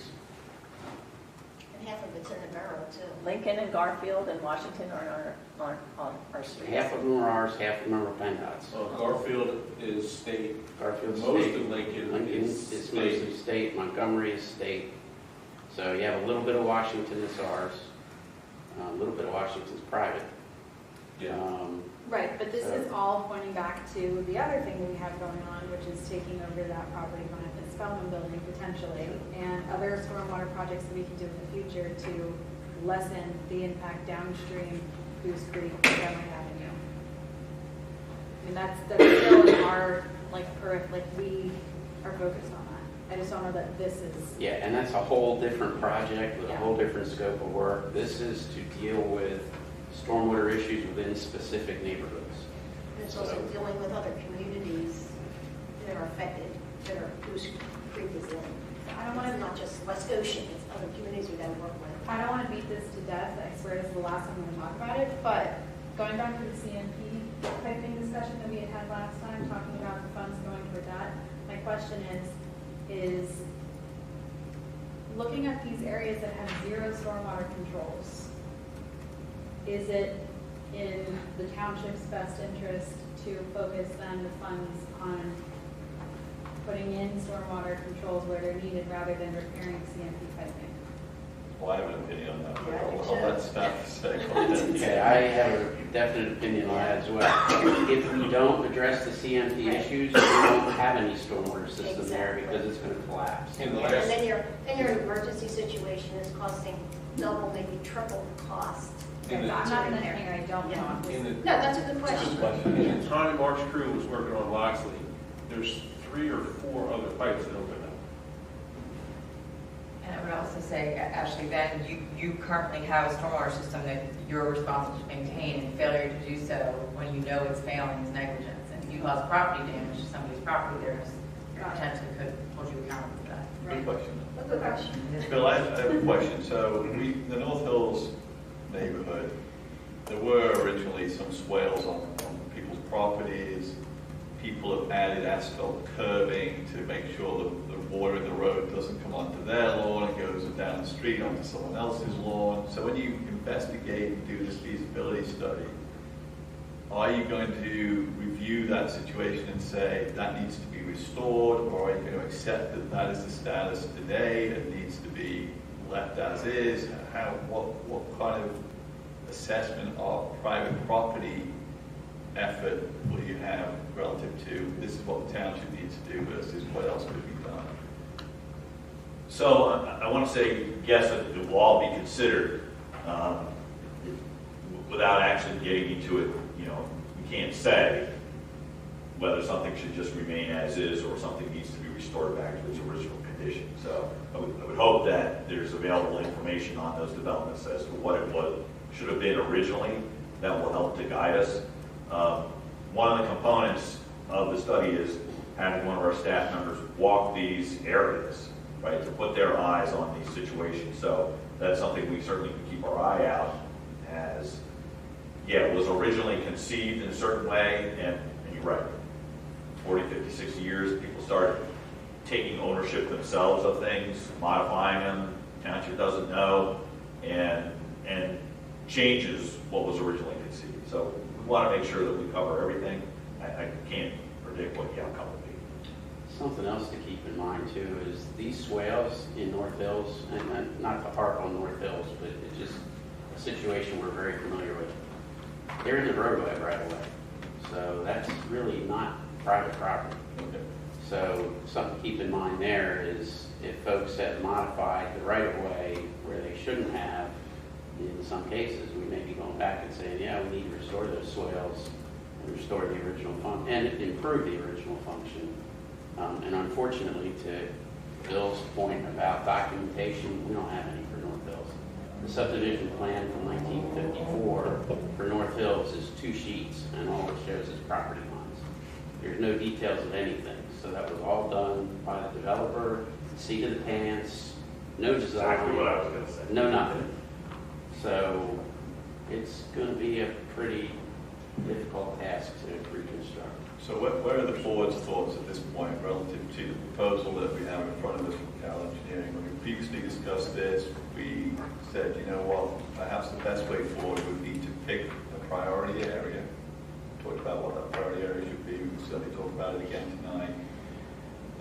And say, let's see what we get for the work that's done for that particular area. And then decide after that whether we're, to what Bill very well articulated tonight, hey, you'll have a lot of information. You can use to see grants, you can use to show residents what you've done, what information is there. And maybe at that point we'll be more comfortable saying, yes, we want to extend that concept to the whole 16 areas. Or maybe start chipping or away. chipping away over time. So is that where we still are tonight, that we want to pick one and say we're willing to authorize to proceed with a feasibility study for one of the areas? Well, let me chime in there. First of all, how did we fund this? Could we pay for this out of the American Rescue Plan funding? This is stormwater project. I think you could. So we do have money set aside for this kind of activity, this kind of project. So I think you could as an infrastructure project. Bill, turn into one. If I could make a suggestion, I don't think you ought to just do one area. I think you might want to pick out of the higher priorities a big area, like maybe North Hills, but then pick a smaller area that might be a little different or a lot different, and also might be lesser in scope, like the area on North New Street, or actually, yeah, we're not actually talking. well, Ashley's area is number 2 priority, Yeah. and South Five Points is number 3 priority. They're both smaller projects, so maybe do, say, North Hills, and do 1, 2, and 3 maybe. I was going to say the same thing, except for I like prioritizing the areas based on MS4 permit benefits, points that we can get out of that. That benefits us if we're going to pick areas. But I don't think you can really do that at this juncture. Exactly. Yeah, you have to do the study to determine what's going to. Yeah, the study's really going to tell you whether that's going to be viable or not. Rick, those 3 you just described, is any one of them one way you're in that? I have no idea whether there's anything even feasible here, or are they all solutions to the all in your head? Actually, number 1, I have solutions rolling around in my head that we've been thinking about for years. 2 and 3 we have no clue how to do that. I mean, they're small, they're concentrated, there's no ground, there's no resources at all to work with, and they're going to be extremely challenging. Where's 2 and 3 with development? 2 is Ashley, Chatwood, and 3 is South Five Points, just south of the Wawa on the west side of the street. I have a question about sort of like the economics of this and improving this. Is there an advantage? So I guess what I'm worried about is, let's say, that we decided to go ahead and approve all of the feasibility studies for all 16 areas. Is there a downside to doing that because things could change in the future by the time we actually get to those projects? No. I mean, that's a really good question, because, if you took all 16 of these projects and did the study, did the feasibility, and work out a prioritization for actually doing the design and construction, I think you're probably looking at a 20 to 30 year project to do all of them. If you could even do all of them in 20 to 30 years. So I think there's a lot of validity to getting an idea of the scope of what you're dealing with, but whether you want to do all 16 of them at one time, I'm not so sure you want to do We that. don't even know what we're getting into. So would it be more advantageous to spend the money that we have now on doing a feasibility study of all 16 to get an idea where we stand, and then maybe with the priorities change? Well, they're also offering a discount by doing it. To do Yeah, feasibility but study. I really think we need to see what this product looks like before you spend $160,000 and say, well, really, I'm not happy with what that was. I want to see the quality of work that solves or gives us information that says, we've just done North Hills and it's $20 million for North Hills. I'm making a number up, we don't know. And we need to just digest what that kind of level of information means when you look at the rest of this list and understand, is it a 30-year project? If it is a 30-year project, is it $10 million a year, or is it $2 million? I have absolutely no idea. 30 years out, you might as well forget about it. No way you can be able to give us a cost estimate. That's fine, but what if they look at the feasibility study? Now remember, and no shade on you, Rick, but remember, these are prioritized by Rick saying these are based on complaints. What if they do the feasibility study of all 16 areas and they come up with an entirely different list of a place that's actually more like a number 2? And that's entirely possible and quite frankly desirable, because that would be based on some facts rather than my gut feeling from dealing with people's complaints. What determines the priority? What is the priority? Is it the cost? Is it the bang for the buck? Is it MS4 reductions? Yes. Is it, and I don't have the ability to do that right now. I prioritize these based on my perceived need of stormwater problems based on complaints and investigation of complaints. I don't have all that data to do a prioritization from. Yeah, so I think that's part of the answer is those factors of maybe turns out, well, let's look at it from in terms of cost. Larger areas, larger projects tend to typically be more cost effective than smaller ones. MS4, we don't know that answer until we look at and see what MS4 benefits come out, which shift priorities, whether, and that can mean something that seems from an order of magnitude more costly than a larger project, but has a better benefit in terms of the MS4. So I think there's a matrix that can be developed, as well as what actually can be done, right? I would suggest that areas where you look at it and say, yeah, all we can do is put some storm pipes in, get it to a water course or connect it to another existing storm sewer, so there's no nuisance water, maybe that becomes a lower priority because you're not really accomplishing an improvement within the township. You're just getting water away from people's properties so that they stop calling. I'd rather have a full picture before you evaluate. That's just what you do in engineering. Well, and we got $1.1 million from this ARPA, okay, and we've allocated those funds for projects like this. I don't know that we're going to pick 4 of these areas to say, let's see how it turns out, and we're going to be disappointed. I think they're going to do exactly what we're talking about, and they're going to have data to give us, and now we're going to be left in the dark with the remaining 12. And we're going to say, we need to go back through all these because maybe the results that we get from the 4 that we pick are not what we thought, maybe they're exactly what we thought, and then we go ahead and do the rest anyway. The point is, if you spend the $138,000 now, then we have everything that we need to plan out for the next 30 or so years, plus we have everything we need to apply for grants. And you're going to need it anyway. You're going to need that data. You're going to need that assessment to be done, whether it's now or 20 years from now or 30 years. It needs to be done. I like to look at the full picture before I evaluate what areas need to be done from an engineering standpoint. Bill, how long would it take to do all these 16? Do you have the staff to get this done relatively quickly, or are you talking quite an extended period to actually evaluate all this? So from a staff standpoint, yes, we have the staff available to do the work. From a time frame, and I apologize, Chris and I may have discussed this when we put this together, but I don't recall the time frame. But it is definitely a multi-month investigation. So within a year. I'll say at the moment, subject to confirming that with Chris, that we could probably target this by the end of the year. 6-month kind of time.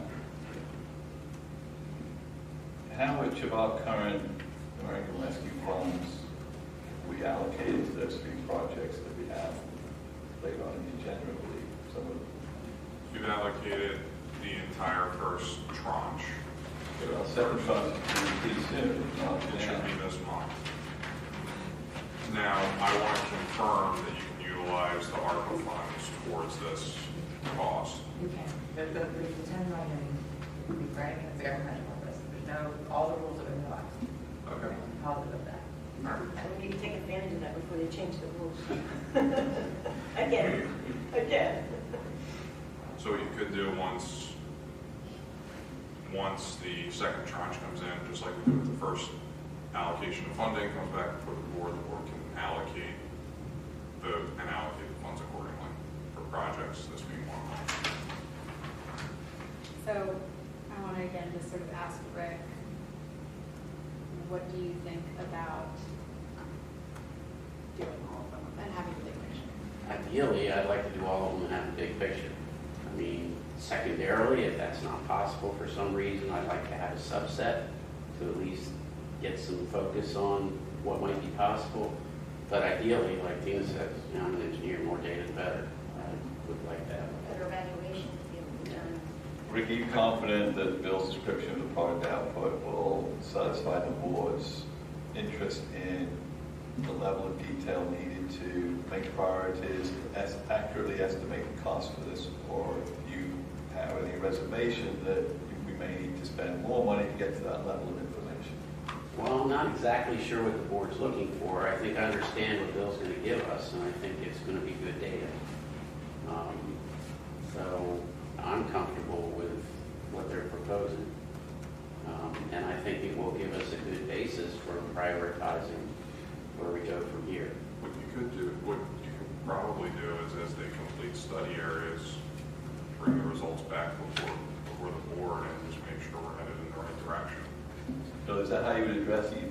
Like, would you have a sequence, or would you be working on all of them all at once? We don't see the product output until December 31st. So our intention was to do the entire thing, but I think that we could, I think what we'd like to do is discuss with Rick and pick the one, right? We want to do the entire thing as one unit, but we could pick the one to come back on an interim basis to present to the board and say, look, this is where this is going, and make sure that it's what you want to see. That makes me more comfortable. Yeah, it makes me a little more comfortable too. And then would we have the option then to say, go ahead with the rest or not? Or adjust what you're doing to say, we Yeah, like this, or we don't, we Yeah, I need think more you of mean- this, and you might need to say, well, that would cost more because we need to do this to get to that point, or whatever. I think you adjust it, not determine whether you're going to proceed. And I think we make a decision tonight, whether you're going to proceed or not. Yeah, You the just idea of the adjust. discount is that there's a lot of man hours involved in site visits and everything. So rather than look at them as each individual one, we would have someone go out and do all of them in order, continuously. As well as some of the paperwork associated with coming up with sketch plans and everything, just working on that continuously. But we can carve out something to accelerate. The first, we would start with what we agree upon would be the test case to bring to you. Start with that while we continue to work on everything else. We don't want to so we won't get too far ahead if we want to come in 3 months and make adjustments. Okay. Is there going to be any interaction with PADUP during the feasibility study? So probably not. One of the components of our report is going to be the permitting required. We can really touch on that, but we're going to look at where you're going to need general permits for, hopefully not, but larger environmental permits for the infrastructure, ENS approvals, NPDES approvals. So we're well versed on what's going to be required. I don't think we're going to get in a situation where we need, Corps of Engineers, or that we're getting in a situation where we need dam permits or anything like that. Okay. This is all going to be pretty standard. It's typically the things you would see from a new land development proposal. So in the feasibility study, by area, you're also going to have costs, estimated costs associated with the plan, the engineering plan, scope of work. So we're gonna develop construction costs for each area. Right. And what we indicated was that the soft costs, so the engineering, the legal, there's probably gonna be property acquisitions, whether that's easements, whether that's getting property for a basin, suitable, will be on a percentage basis, based on the construction costs. Okay, so you'll just tack that on as a percentage at Yeah. the end of the, okay. It's to get, I don't wanna say order of magnitude, because that can be nebulous, but the idea is to give a picture of what's gonna be involved. And some of this could really turn out to say, yeah, there's no way we're spending that much money for this little area. I think another thing that would be helpful during this process is, I think we staff needs to interact with Chris or whoever's doing the work, because we have a good deal of institutional knowledge as to what the existing issues are and where the hot spots are. And we also have some ideas of how we might approach it. In some cases, I don't have any idea how to approach it, and we really need a fresh viewpoint. But in addition to the fresh viewpoint, I think some of the background data could be very important and helpful as well. Oh, yeah, absolutely. Other board questions? Okay, so what I'm hearing is the board would like to authorize for Carroll Engineering to proceed with the proposal to evaluate, do a feasibility study on all 16 areas with total cost of $138,710, with the proviso that there is a selected priority area that is brought back to the board within a certain period of time to evaluate the output of the work for the board to then authorize the continuation of the total work. Is that correct? And also that it can be funded through the AR. And then the funds for this, $138,710, will come from the American Rescue Act funds that we are about to receive in 2022. I'll second that motion. Was that a motion or was that a described? No, that's a motion. I made a motion, okay. I made a motion to do that. Peter seconded it. So is there any board questions about what this motion is? Are there any public comments or questions on what the board's motion is? Doug? How long will the study take to do? In total, we bill, without holding his feet to the fire, said about 6 months, he believes. And is this cost in line with typical? Well, I look to Rick. I mean, I believe the feasibility cost for this scope of work, again, it all depends on what the output looks like, seems reasonable to me. Rick, you probably evaluate this more closely. I'm comfortable with the price, with the scope of work. Yeah. Okay. Steve? Yeah, I think it's a good idea that we at least have a priority list of what it's going to cost. And, but hopefully that after we get this study, then we'll be able to act. And a year from now, we won't be sitting here talking about the same thing. That's No promises on that. I live on Owen Road and I know it's illegal. Any other questions or comments from the public? Okay, we're ready to take a vote. All in favor say aye. Aye. All opposed say nay. The motion passes 4-0. Thank you very much. Thank you. Bill, are you leaving or are you staying for item 6? I'm staying, and actually, I'll tell you, I can stay for number 10 if you want to. Okay, thanks. So moving along, item number 6, discussion and possible approval of a proposal from Carroll Engineering for design work for proposed splash pad and a review of costs for other proposed projects in West Goshen Community Park.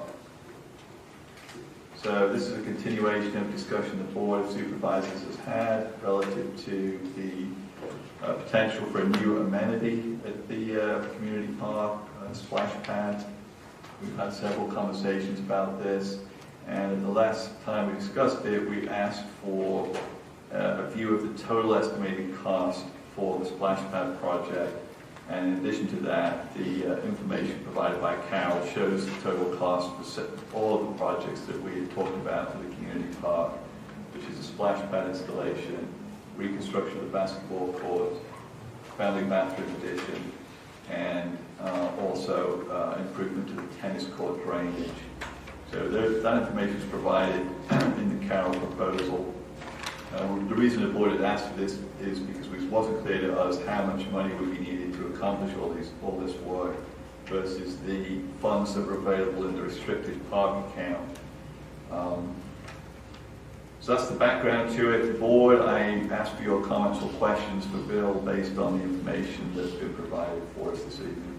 Bill, I had a question regarding, I just want to make sure the benches are included because in the actual scope of work it says amenities include shade option 5. And then, so I'm not clear if the $321 includes the structure for shade and benches. For the splash pad Yes, but I'm feature. sorry for the splash pad. It's clear to me it includes the shading structure, but I'm not sure about the benches because there's no explanation of what amenities are. I'm assuming that's benches, but I don't know. So my understanding is that the benches is a recent development in general recreation. I don't even think I see it on there. Yeah, it's just listed as amenities. Yeah, 26. So quite honestly, I can't really comment on what's included in general recreation. That was a number that was provided to us. Okay. The numbers we put together were just for the site component of it. But it does include the shade option. Yeah, the shade option is listed there, yes. Okay. Okay, so if it is included in the $312,321, then we're still short $197,394. Well, Correct? the $312,321 was the original estimate that General Recreation provided in September 2021. They provided an updated estimate for the spray equipment and installation of $320,000. Right. The shade structure estimate was on the high end $95,000, which was option 5 that they included in their proposal. And then each of the benches were $720 each. So I think just in adding those numbers together, it's probably reasonable to assume that there are a couple of benches included in that estimate. Okay. 320, 95, 415. Yeah. Probably 2 benches included, I would say. We plugged in the 95 in our proposal on the high side since it was just the range there. Okay. I just want to make sure I have a total cost of them looking at. So then how much are we short? No, I can give a tip.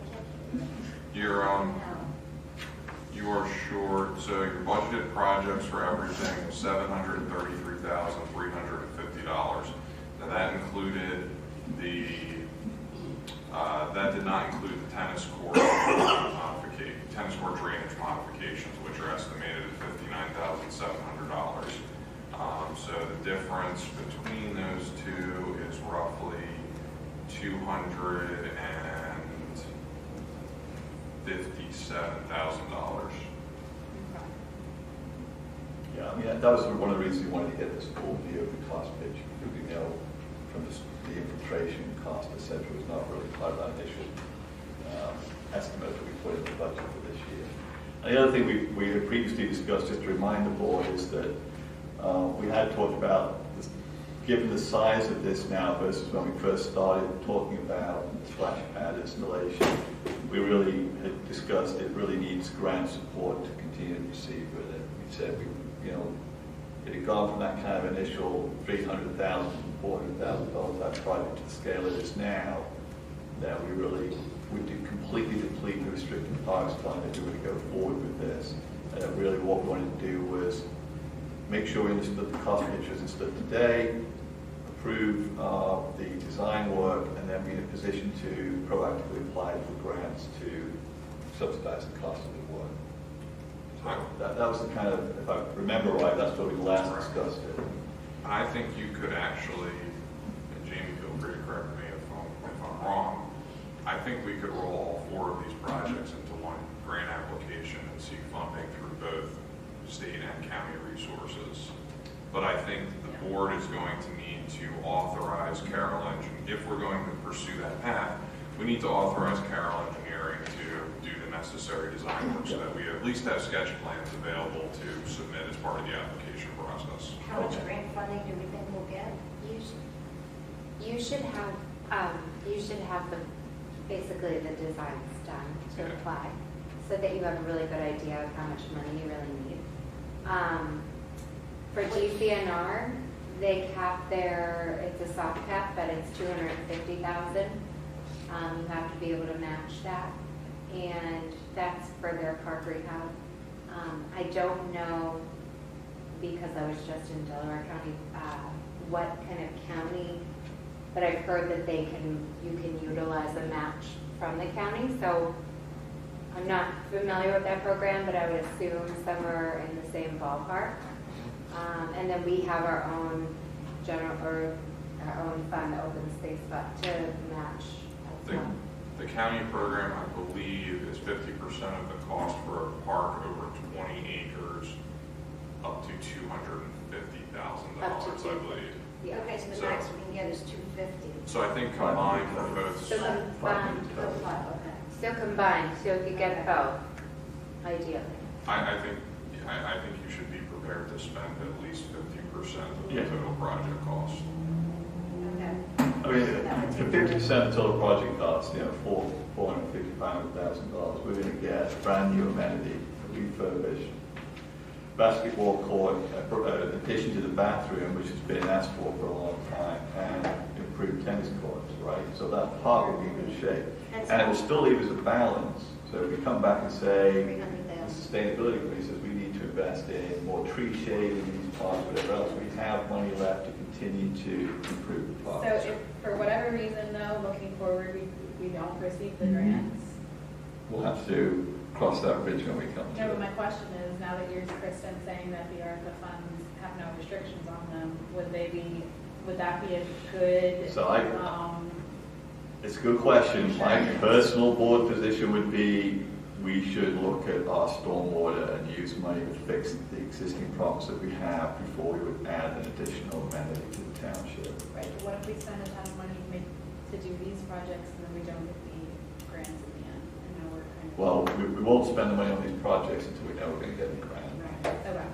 And these grant programs, the county opens up in February, I believe, January or February. And So DCNR, the applications are due every April. They make the announcements usually in September, but last year it was in December. We didn't hear until December. Yeah, and it's the DCNR program is highly competitive throughout the state for a small pot of money. So But they also received ARPA funds, and they had more money this year. So there is that to consider. Well, we know what we want to do. We want to get the design complete. We want to apply for grants, and we'll see what we get. But the timeline for that, if we're not applying for the grant until April next year, we won't know an answer to that for several months after that. So really, we're not talking about spending money on construction until 2024. Yeah, and they have to be shovel ready. Yeah, in order to apply for grant. You don't have to be, but you want the design done. You should have a full design done. Yeah, the closer you are to being shovel ready, the greater chance you have. You generally have, I know the county's a 3-year contract. I don't remember what DCNR is off the top of my head. Probably about the same time period. I think it's 2. Maybe it's still? I Okay. think it's 2. From the time they award. Yeah. We don't, I mean, we really, since we're so built out in the township, we don't really expect that we're going to get much more inflows into the restricted parks fund. I think Greystone's maybe got some more to contribute, but I don't know how much that is. Did Rick or anyone else have an idea? We have approximately 200 out of the 589 homes in some form of construction or completed, so we've got a little over half left. Isn't there like a lump sum they're also going to contribute at the end, or is it specific to the park maintenance? It's going to be it's specific to that park. It's $1 million, that's why I have my hand raised. But their paperwork shows it's down to like $827,000, and the promise was if the township agreed to approve the NID for the financing, we would get $1 million that we could spend however we wanted, I guess. At that park, though? Not necessarily that park. My understanding was that it goes into the park fund and it could be used. Is that your recollection, Rick? My recollection is that it was primarily supposed to be towards that park. I think that's what the intent of the board was in negotiating that, but I don't think that legally it's restricted to that. Yeah, I don't think it's restricted, but that was the intent. Yeah, That was the thought, because you're we're going to get gonna need 162 for that acre anyway. park. Yeah, you're going to get a Probably big gonna park. need it for that. And just the one thing that I want the board to be aware of, if we are successful in getting a grant for these projects, we just have to be prepared to spend the money up front and get reimbursed. Yeah, but we know we have a balance right now in restricted parks. We have no other claims on for other projects. Hopefully it'll continue to grow a little bit between now and 23 or 4 on the spending on it. I actually have a couple of questions for you, Bill, on the proposal. On number 2, basketball court reconstruction. There's a sentence in the middle of that paragraph that says additional modifications may include the incorporation of a perforated under drain to enhance subgrade stability. I'm assuming the cost estimate you have does not include that as an outcome. Quite honestly, I can't tell you one way or another. I think that's an issue because there's a question of what's actually happening underneath the surface there. So it may need to be included. I can circle back and double check to see if that can be the construction cost. Do we think it's a significant cost? We're talking a $20,000 cost? $10,000? So it's not going to add substantially to the 157 construction cost that's shown there, if it was to be needed. Correct? Correct. I mean, you're talking about a space the size of this room, and you're just putting in 6-inch perimeter. Okay. And then on the contract terms, it says the following services are not included but are available if required. Evaluation of the existing water system pressure or flow testing. So my question generally, to staff is, do we know that we don't need, we have a hidden cost relative to needing to upgrade the water system to provide the flow for the bathroom and the splash pad? Or are we absolutely confident we have enough pressure and water flow capability of the park to manage this without spending a bunch of money to upgrade that? It's probably a good thing to look at. I mean, the facilities up there right now, we have 2 bathrooms. We do have a rather large water meter up there. We only have. I wouldn't think the bathroom is an issue. Yeah. We just don't know where the existing water is coming in to where it's got to go to the splash pad feature, and we don't know what the splash pad feature water requirements specifically from the manufacturer. So I'm going to say I'd be surprised that it's an issue, but we don't have that information.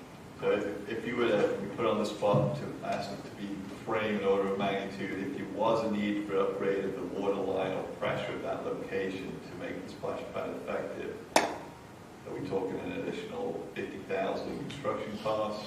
What do you think? Assuming that there's an 8-inch main run parallel to that upper parking lot.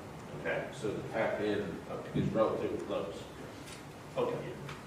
I think you could. Yeah, if you had to do you're probably, I was going to say, your most expensive option is actually put a separate service in for that.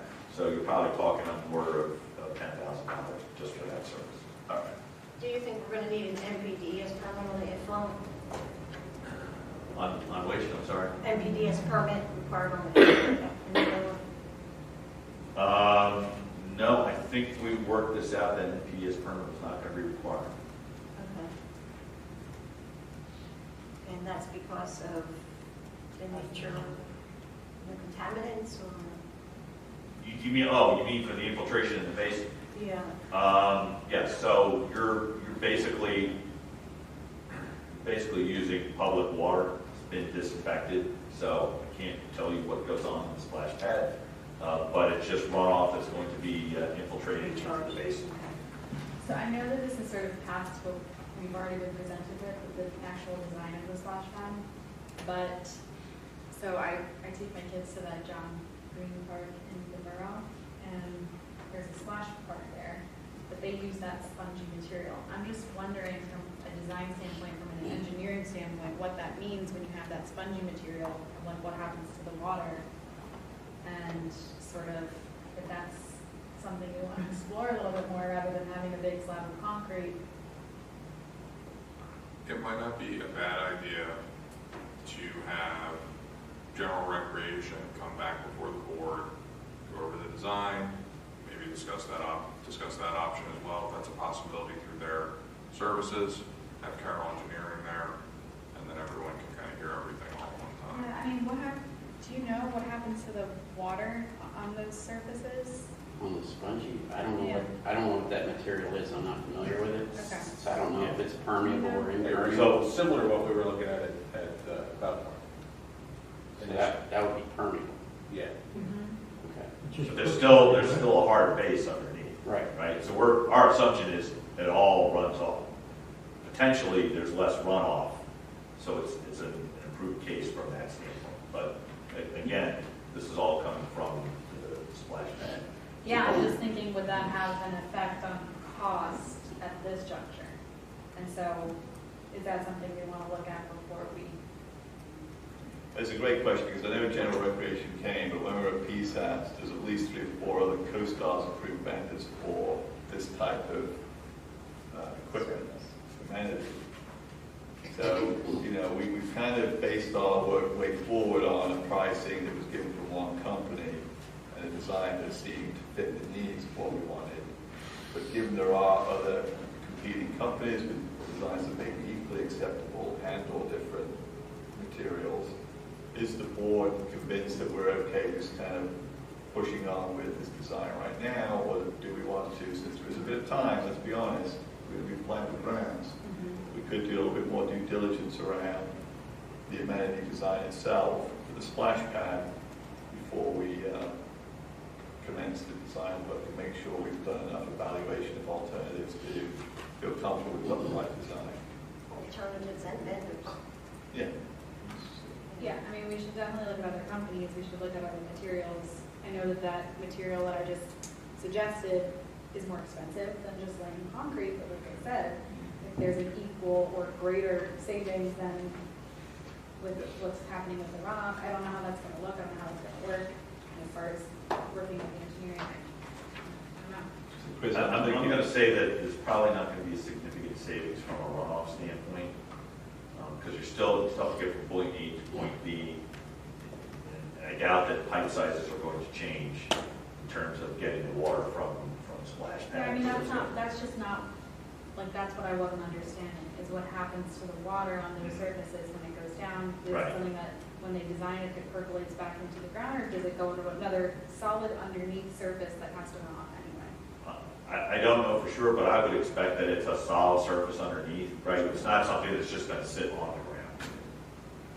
So it's basically that concrete pad with something on top. So I think we're hearing that we really need to do, given the time, do a little bit more upfront work on the right selection of the design of the splash pad before we commission Carol to go ahead and then say, right, designs, is that correct? I think that's a good Yes. idea. You was going to take on that task too. Well, if you have names of the vendors from PSATs that are also CoStar's approved, send them to me and I'll reach out to them and get proposals from them. Okay. And we can compare it. Same scope of work. The same scope of work. With other materials too. And I think, in interest of transparency, I think we should talk to General Rec as well to see if they offer that kind of a product, so that we were doing the apples to apples comparison. Yeah, but it would be good to get some estimates from some other providers, so I think that's a good idea.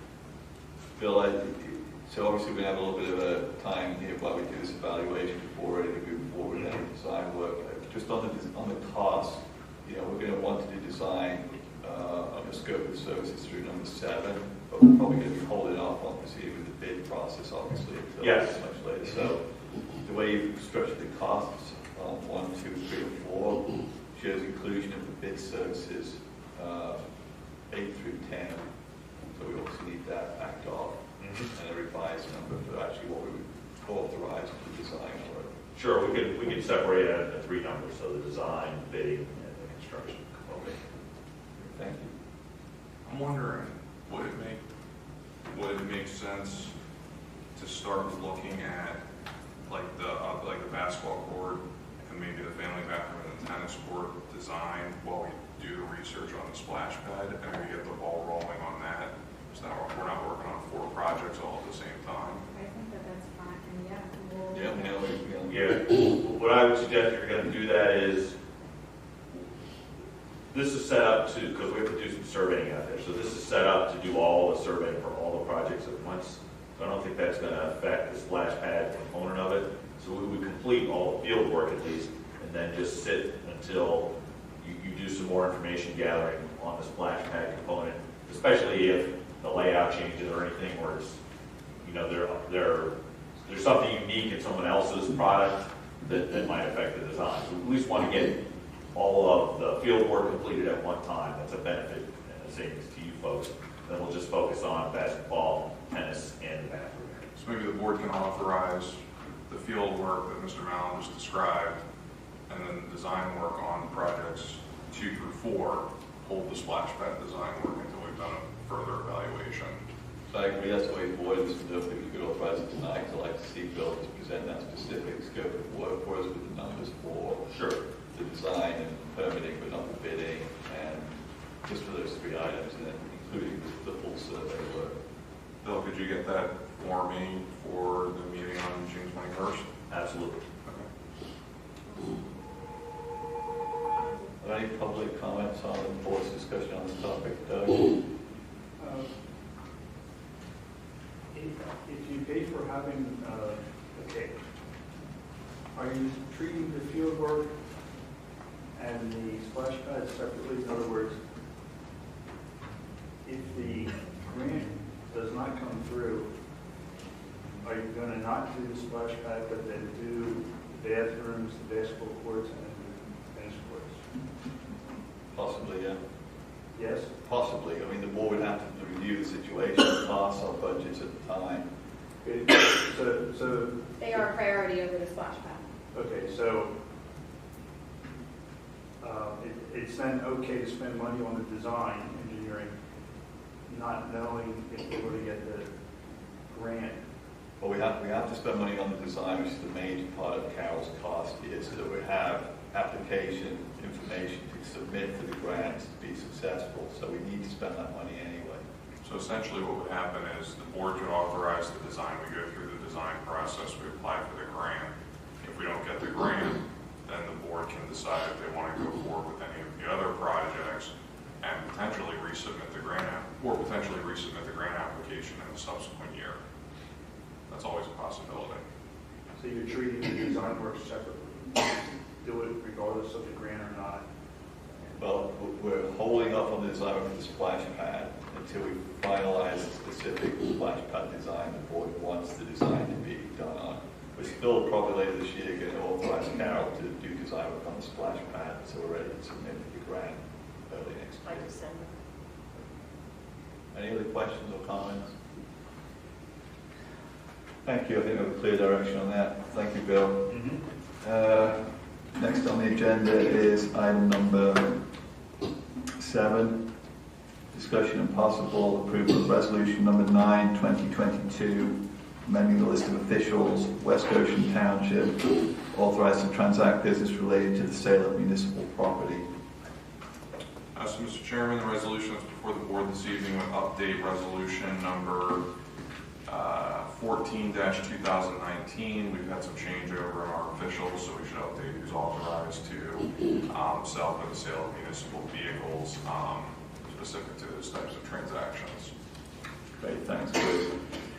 Is there a motion to approve resolution number 9, 2022? I'll make the motion. Is there a second? I'll second Who's second? Yes, I second. Okay, thank you. Tina. Are there any board questions or comments about the resolution? Any public comments or questions? Margie? Yeah, I hope we can discuss this a little bit. I remember when this was passed a couple of years ago, and I just didn't speak out on it, but it didn't sit right with me then. So I hope I can just talk about some of my current concerns now.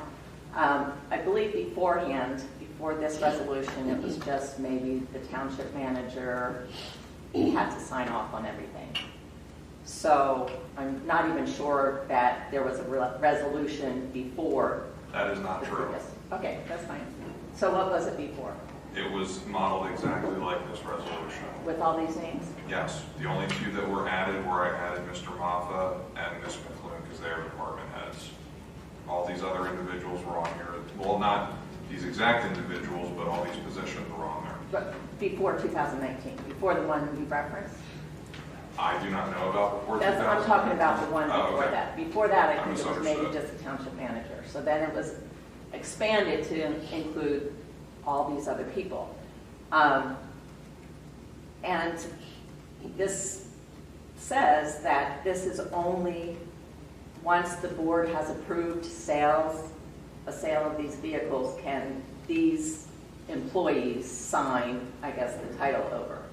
Well, I've never heard of any vehicles come before this board other than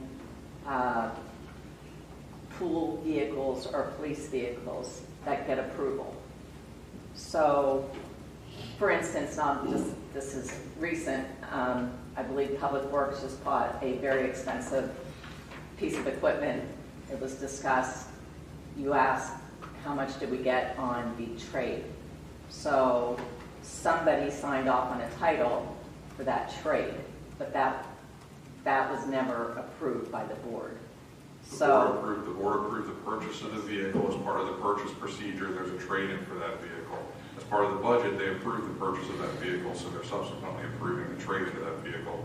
And Mr. Woodward probably signed the title, and he was listed on the 2019 resolution as an authorized signer. And this resolution is primarily for Kyle's auto tax. This is basically done for PennDOT.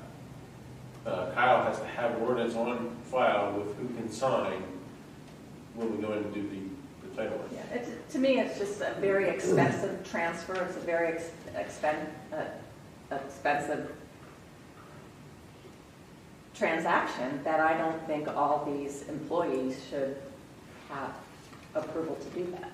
I think it should be the township manager, assistant manager, maybe the director of public works, and the police chief. These are the department heads. These are not rank and file employees. And we are selling vehicles related to specific departments at times. These are all department heads.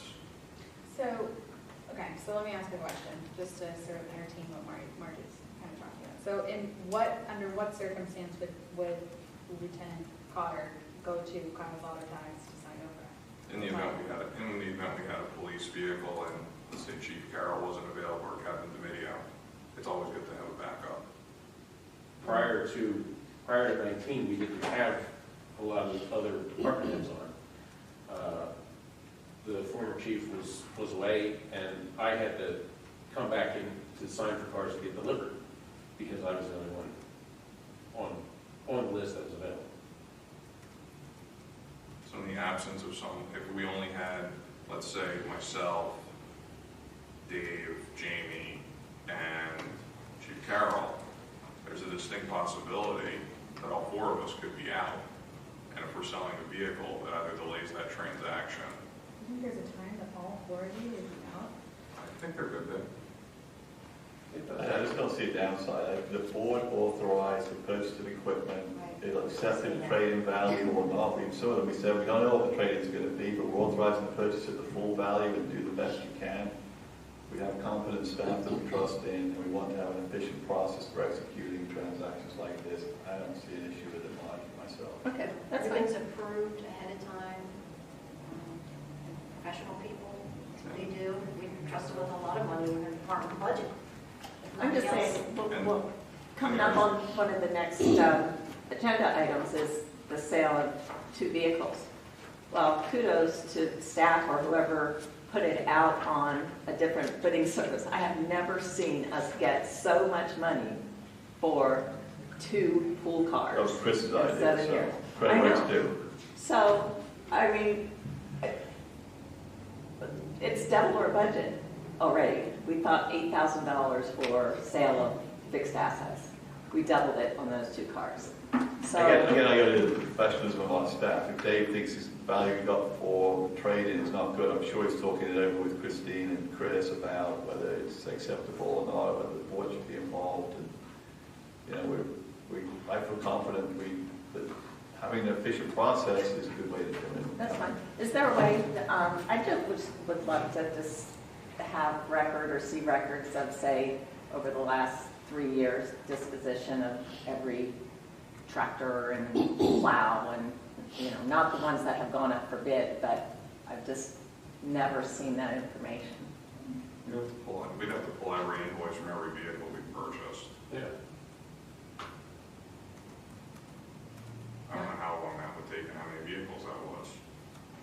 Not necessarily what that would purchase. I don't see what the benefit of that would be at all. They're gone. They're gone, they're out, and it's a different economy than what it was 3 years ago. Different Yeah, board, right now, different prices you're approval. getting on used vehicles right now. Yeah, as a taxpayer, I would like to see where they go. Okay, so we're having a discussion, but you've answered your question, I think, Roger. So are there any other comments on the motion? Doug? I'm in agreement. Thank you. Okay, ready to take a vote? All in favor of the motion, say aye. Aye. All opposed, say nay. Motion passes 4-0. Thank you. Okay, item number 8, item number 8 is discussion of possible awarding of bids for the following surplus vehicles authorized for sale. 2010 Ford Escape XLT Hybrid and the 2012 Ford Explorer XLT. Chris. As Mr. Chairman, before the board this evening are the potential awarding of bids for 2 vehicles authorized for sale. The first one was the 2010 Ford Escape XLT Hybrid. These were both posted on the Municipal bidding website. For the first one, there were 51 bids that were received, and the winning bidder was Catherine Meredith of Westchester, PA, in the amount of $9,500. This is within the range for Kelly Blue Book value. As previously noted, there was a battery that was nearing the end of its useful life, and we did disclose this on the bidding information. So I would recommend accepting the bid of Catherine Meredith in the amount of $9,500. There should be 2 separate motions for each of these vehicles. Motion to accept the bid. Thank you, Ashley. Is there a second? Second. Thank you, John. Are there any board questions or comments on acceptance of this bid for 2010 Ford Escape Hybrid? Any public comments or questions? Margie? Yes, in the future, would you consider maybe ending the bid closer to when the board is going to have a meeting, just so these people don't get buyer's remorse? So, like, the bidding ended, I don't know, a week or 2 ago. So if you time it where the bid ends 2 days before a board meeting, that way it's just faster approval process. And then also, my other point is in the future also that this information be placed on the township website and the social media pages. That we're having a municipal bid process and go there Yes. if you're interested in the vehicles. Okay. Chris, you go with that? Yeah, that's fine. Okay, I have a motion to say, are there any other public comments? Okay, we're going to take a vote. All in favor say aye. Aye. All opposed say nay. Motion passes 4-0. Mr. Chairman, the next item that was out for bid was the 2010 Ford Explorer XLT. We received 54 bids for this vehicle. The winning bidder was Jim Cryer of Pennsburg, Pennsylvania, in the amount of $8,800. And just like with the previous one, it was within the Kelly Blue Book range based on the condition of the vehicle. This vehicle, I believe, had about 160,000 miles on it. So I would recommend accepting the bid of Jim Cryer in the amount of $8,800. Thanks, Chris. Is there a motion to approve that sale to Mr. Cryer? I'll make that motion. Thank you, Tina. Thank you, John. Any board questions? I'll note that the combined value for both vehicles was $18,300. Thanks. Any public comments or questions? Doug? Reference to Margie's request, you're not going to put the names of the buyers on the website, right? Well, they're in the public record right here, so. It is a public, okay. Okay. If it's public, that's okay. Dave? Well, if you, like the suggestion of end the bid closer to the meeting, you're not going to make the pack with the prices and all that. That's true. So you need to have it like a week, at least. I mean, a week is prior. okay, Yeah. you know, but Yeah. not 3 weeks kind of thing. Yeah. Whatever makes sense from staff's perspective is fine. Okay, what are we on motion? Yeah, I just want to, this just tickles me because I purposely, about 5 years ago, bid on one of the cars, not because I wanted the car, but because I wanted to see the process from beginning to end, and I felt like if I bid, I could come and see them open the bids here.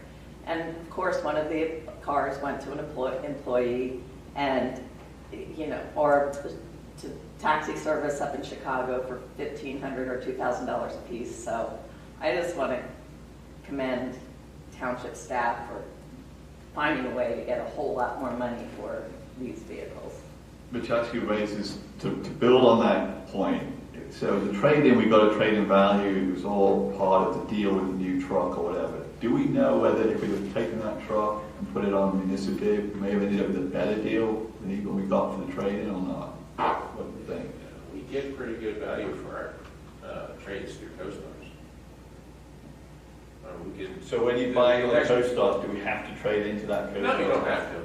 So is it worthwhile trying a dual process, get a trade-in price for the vehicle that you want to trade in to get the new one, and at the same time advertise it on municipal bid, see if we get 10 grand more? You could try. I'm not saying for everything. We could try it. Try it once and tell me I'm wrong, and we'll go on. You could try it. Yeah, we could try it. I mean, so it's all down there. If you find the right buyer who's looking for that equipment, they'll pay the price, maybe more than a trade-in. It's going to depend. It's the timing, though, of you are in a unique economic cycle right now where you're probably getting better money for your vehicles now than you would say in a year or two. To Marge's point, municipal bid opens you up to why is people looking for equipment that are just advertising it or trading it in locally, right? Yeah. So you don't know if someone really wants that truck and is prepared to spend a little bit of money to refurbish it, because otherwise they have to go and buy it off the person who just traded it into, kind of thing. So I think it's worth trying. Good. We can look at it. Just the whole timing thing is going to be off because a lot of times we don't know when that truck's going to be delivered. So to put it on municipal bid. Well, what's the minimum? You just do it for 2 weeks and then say that's the only way we do it. Yeah, we'll have to work out the schematics, but yeah. They may miss the buyer who's looking for it. They get it. And the board always has the authority to reject the bid, and we put that in the advertisement. And I'm not trying to create this for everything you do. I'm just saying for some larger ticket items, can we maybe get a little better value for it? Okay. Worth a shot. Yeah. All right, thanks. We voted on that one, right? No. We had a motion and a second.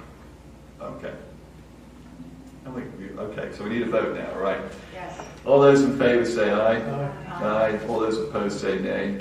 The motion passes 4-0. Okay, thanks. So now on to agenda item number 10, discussion and possible. 9, discussion and possible approval to issue a request for proposal for independent auditing services for West Goshen Township for the annual financial audit. Mr. Chairman, members of the board, before the board this evening is a draft request for proposal for auditing services for the Township's annual financial audit. The draft RFP that is before the board this evening was prepared by the Township's Finance Director, Christine Riffey, and requests that responses be provided to the Township by August 19, 2022. This would provide the Township with adequate time to review the responses that are received accordingly in advance of appointment being considered by the board. Part of the reason for the long lead time is there is a lot of information that is being requested, and there's a lot of information that's going to need to be evaluated before a recommendation can be presented to the board. There are 2 items that I'm asking, that I wanted to discuss with the board. First is on page 12 of the draft RFP. It outlines the term of the agreement being for 1 year with 4 additional 1-year options. These extensions of the contract would need to be mutually agreed to at least 90 days before the expiration, which would be October 3rd of each year. And the question is the board comfortable with this proposed arrangement, or would the board prefer to have any option to extend solely at the Township's discretion? I am not comfortable with it. I like the latter choice. We've asked the proposal to provide pricing for the 4-year, 5-year term. We should have it not be at their discretion to say, no, we don't like the pricing we provided. We're going to tell you we're going to not perform your services anymore. So I would like to have it only at the board, at the Township's discretion as to whether to renew. I agree. I agree too.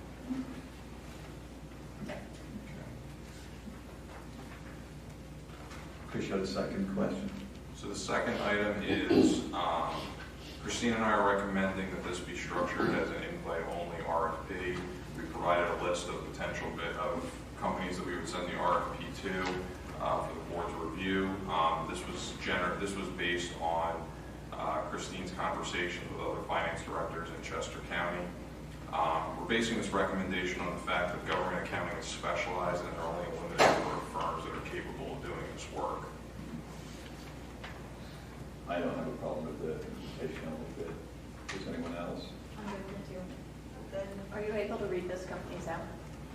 I would prefer not to, because I do not want them to know who's being contacted. I do not want to give anybody knowledge in advance. You said there's how many companies? There are 6. Is the current auditor among those? Yes, they are. Can we strike them? Okay, so I have a couple of questions, Chris. So the sewer authority, has an audit done separately that it pays for. Currently, we use the same auditor as the township audits.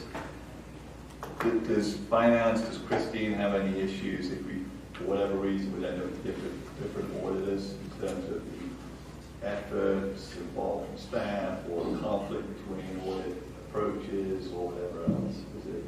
I don't want to speak for Christine, but I would think, my assumption would be it would make it much easier for her if they were both the same firm. Okay. That's just my assumption. I can ask So her. for the board's, situation there, the authority's independent, they decide this auditor, so it could end up that we change our auditor and they would stay with Barbicane, for example, in one scenario, then we would have different auditors for the 2 entities. Why are we requiring so much time for responses due? Because there's a large volume of information that we're requesting. Yeah. And actually, Christine is, I guess, watching this evening because she said she has no issue. It's worded that way in the RFP, but it would be easier if it's the same. Good. A little change on number 4, page 9, top of the page.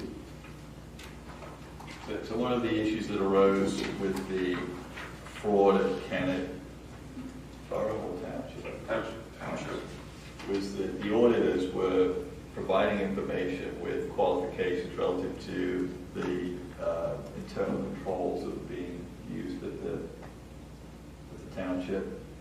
And what was happening was they were sending those management letters through to the township manager who did not necessarily provide them on to the board of supervisors.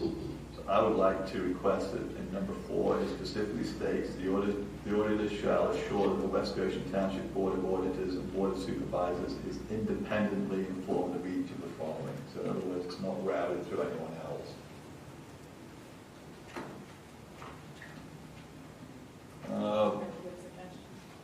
One other question from me, I think it's my last one, is on contract billing and payments. This is page 14 at the top. So I have talked to Christine, and she has informed me that basically the separate contract that would be entered into is basically a form of a master services agreement, where we would, identify the specific kind of relationship between the parties.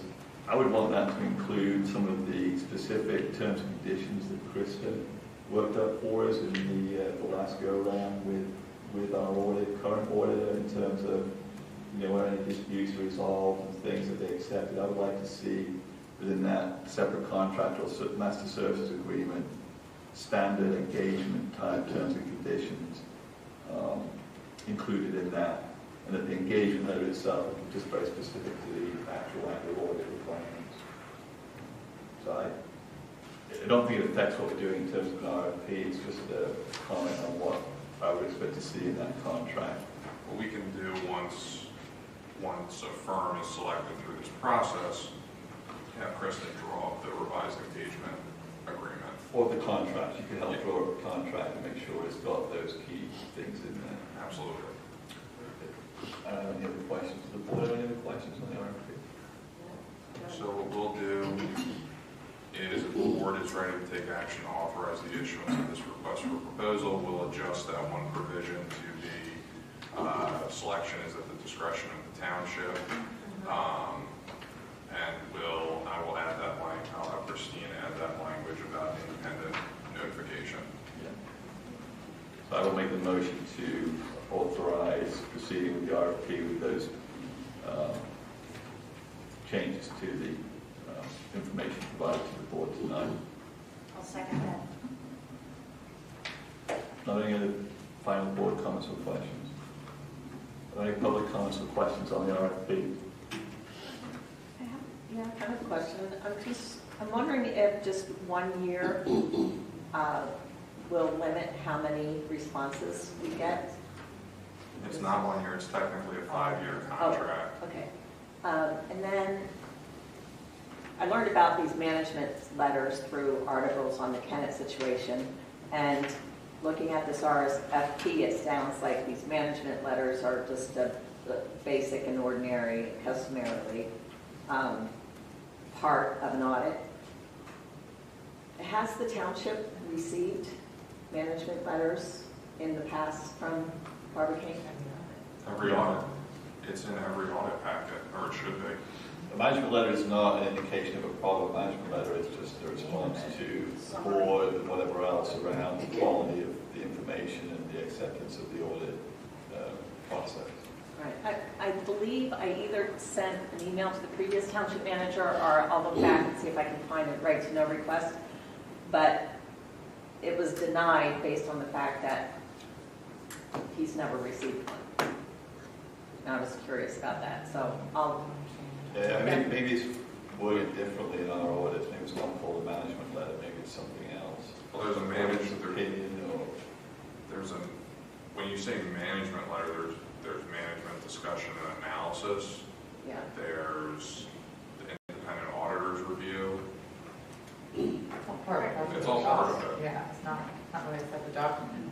It's not separate. It all goes together. when I use the word management letter, I mean the audit in that kind of situation. I don't have this months ago since I looked at it, maybe longer. Yeah. But there was specific information they wanted to convey relative to inadequacy of controls. It was, I'm going to call it the management letter, whatever statement or document it was that didn't reach the board. And one of the issues in that situation was there were deficiencies that were being noted that were not being conveyed to the governing body. Yes, nor did the governing body ask to receive those. And nor did, to the best of my knowledge, the auditor never came and did any kind of a presentation. And I don't think that has occurred here, and that's not occurred. That hasn't Once. Okay. That's not. No, we've had two, or we've had Steve, whatever his name is, come at least the last couple of There years. came one on COVID, because I remember none. Yeah, we lost him on COVID, Zoom once. Right. And I've been doing this 14 years, and I've never had an auditor not come to a meeting and present the findings. They'll be here in July. Okay, good. 7 years I've been coming, I've just come maybe, I know the one time on Zoom, so maybe a second time, but Nice. that was since this new board has. Yeah. Well, we. They did come before. They came before. Yeah, they definitely came. Yeah. No doubt, I've had that meeting. So, Mr. Chairman, we have a motion and a second. Thank you. Is there any other public comment? Okay, ready to take a vote. All in favor say aye. Aye. All opposed say nay. Motion passes 4-0. Thank you.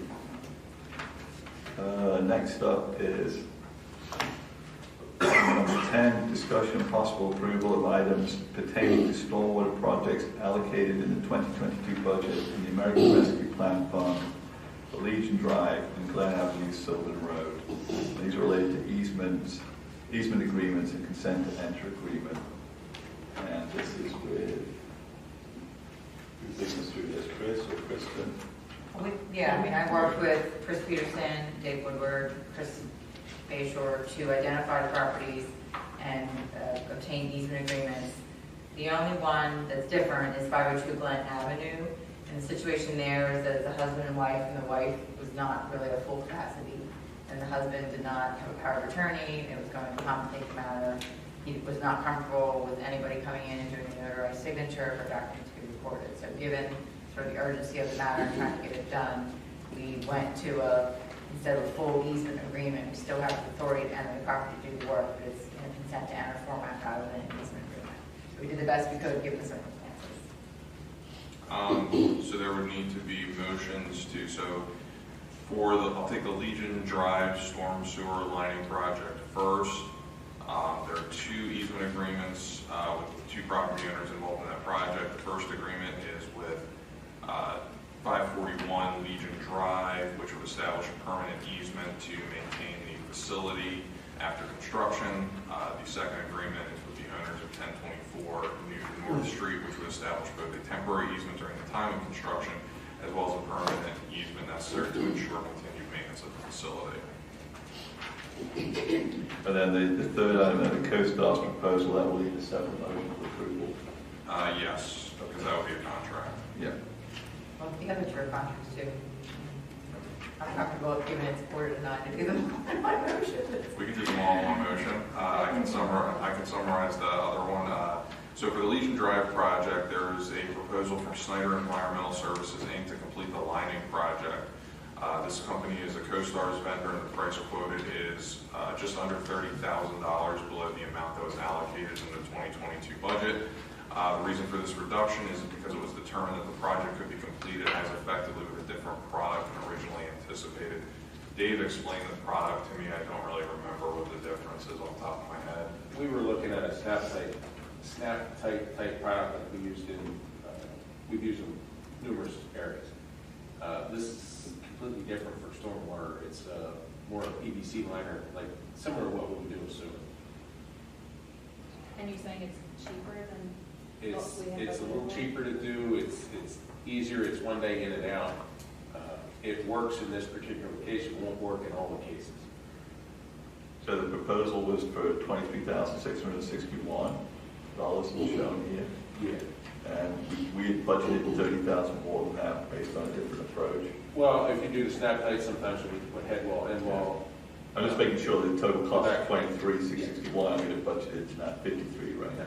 Yeah. Okay. Good job, that's awesome. Yeah. You're saving us some money. It's not done yet. I should not speak too Unanticipated soon. construction issues. It's not done yet. Okay, so we're looking to keep going for motion for all of this? Or I mean, unless you have issues, I'm comfortable with it all being one motion. Kristen, I just have one The question. form agreements for the most part. There weren't any unique circumstances, unlike Raven Lane where there were some unique circumstances, we had to privately negotiate things. These were the standard agreements, nobody took issue with them, and we. Okay. I just have a question regarding the easement agreement. I think I know the answer, but I want to hear it. On page 2 and number 4, under indemnification insurance provisions, I know that the township has to acquire general liability insurance and workers' compensation insurance. So by default, would that cover us, or we don't need to say that the township will not be responsible for any safety injury issues? Say if, we get hurt. So say if we get hurt, do we need to specifically have language in there saying? No, we're just saying to them, if anything happens, we're going to be responsible. It's our job to come into their property. Which includes any safety issues. Meaning if our employees get hurt or contractors get hurt? Yeah, and that's why we have workman's comp So that covers that, them. like that will cover Yeah. that, okay. So as it relates to the project at Glen Avenue and Sylvan Road, we have easement agreements with 1160 Sylvan Road and a consent to enter agreement with the owner of 502 Glen Avenue. The first one, which the resident on Sylvan Road would establish a permanent easement, and then 502 Glen Avenue would allow us to complete the project. As Chris and I discussed, we may need an easement further down the road, but for right now, this is sufficient to complete the project. Woody, do you have any start dates for these two projects? Well, as soon as we sign the CoStar's agreement, we'll get in their calendar, so I'll know probably in a week. The other is getting close to about the bid. I think it's actually ready for bid. Yeah. Are there any other questions for the board? Okay, so I'll make a motion to approve the easement agreement for 541 Legion Drive, the easement agreement for 1024 North New Street, accept the CoStar's proposal for lining from Snyder Environmental Services, Inc., and to approve the easement agreement for 1160 Sylvan Road, and the consent to enter agreement for 502 Glen Avenue. And I'll second.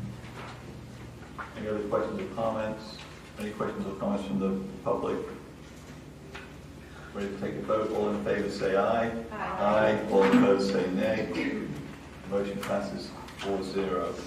Before we leave this topic, there was a third project we were going to do with the ARP money for this year, and that was on Walmart Street. Walmart Street, we're still working on it. What's the status of A that? lot more complicated.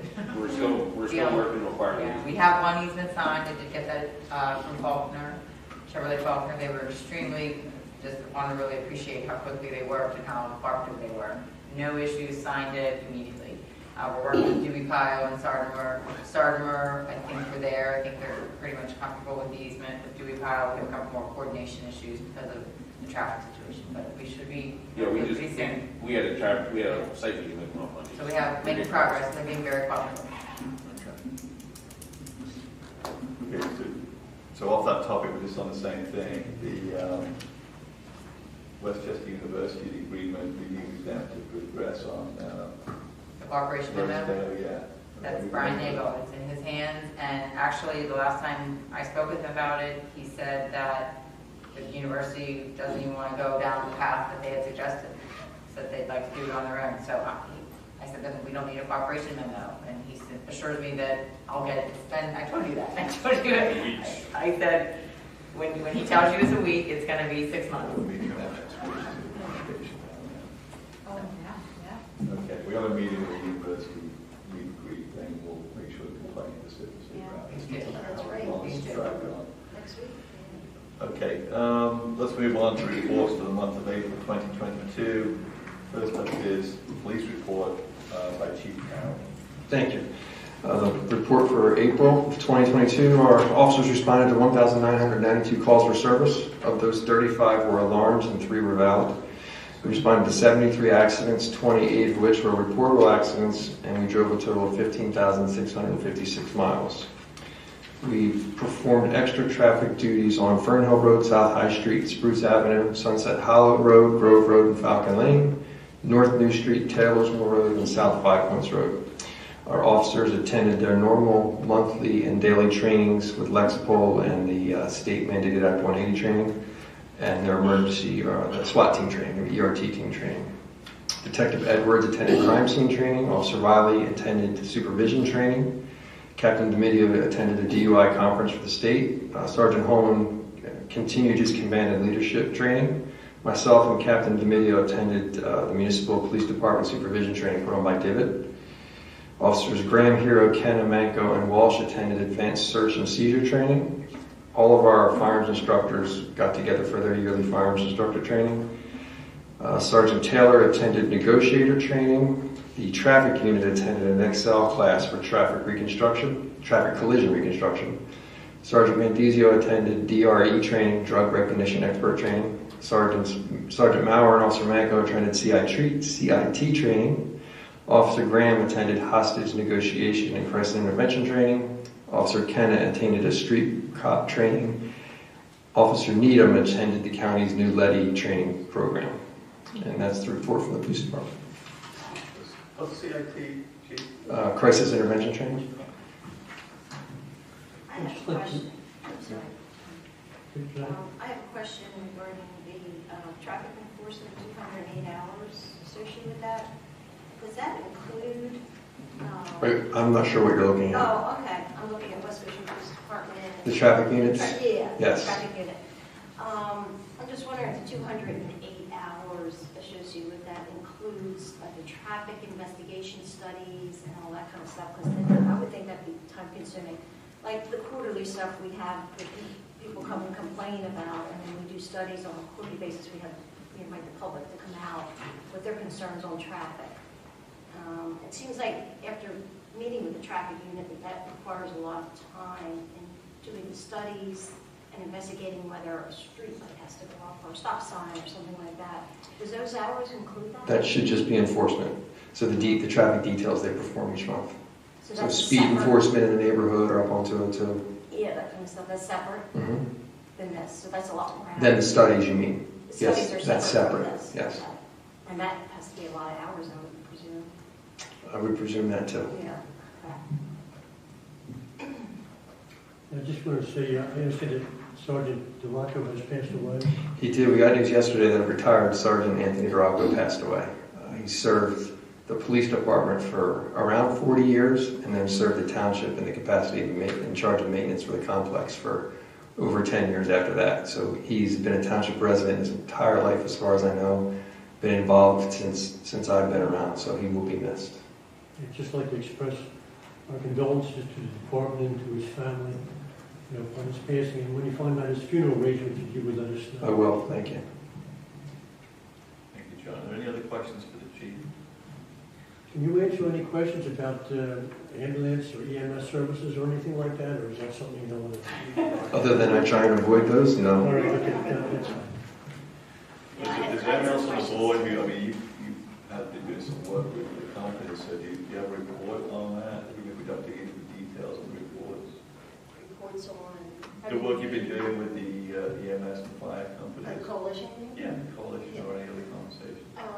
Yes, we did have a meeting on May 26th with the EMS and also the fire, which would be the Barrow and so Goodwill, Goshen, and Barrow. Jonathan and gentlemen, everyone too. I think it was a very productive meeting. I think we got a lot done. They were very cooperative. I wanted the first meeting basically to discuss the goals, their goals. We kind of came to a consensus from all of them, which is no surprise. Their goals centered around financial, lack of financial, and also retention and getting volunteers, staff. So we talked briefly about some ideas we had and the funding and legislation and various other things that we can do to try to help them. If there's anything we can do in that area. So it was a great discussion regarding that. It's one of many. We weren't able to go into the operational issues we wanted to talk about because we had so much conversations to talk about those issues. So I think it was a great start.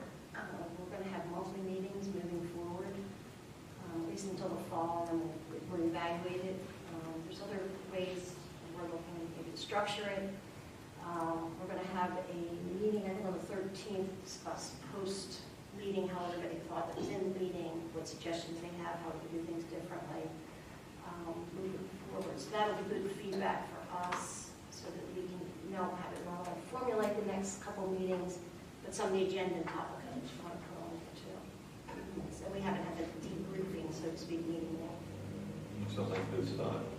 Very good start. I thought, John, would you like to add anything to that? No, you pretty much covered it. We had scheduled another meeting, the next meeting for the 23rd of June, but Good Fellowship has its own event occurring on that date, and also on the prior week to that, on the 16th to 12th, which I think board members should make themselves available to attend, because they're going to be talking about their vision going forward, and they'll be inviting all the municipalities in which they serve 10 to come and hear what they have to say. The same on both days, so if you're only, it's not. It's going to be on June the 16th and also the So you 23rd. just go to one of them. Go to either one or the other, yeah. Would there be any issues with the Sunshine Law? If No, this it's not is your just an meeting. informational It's meeting, informational, right? you're not. So 3 of us can go to one or more in any meeting. Yeah, not your meeting.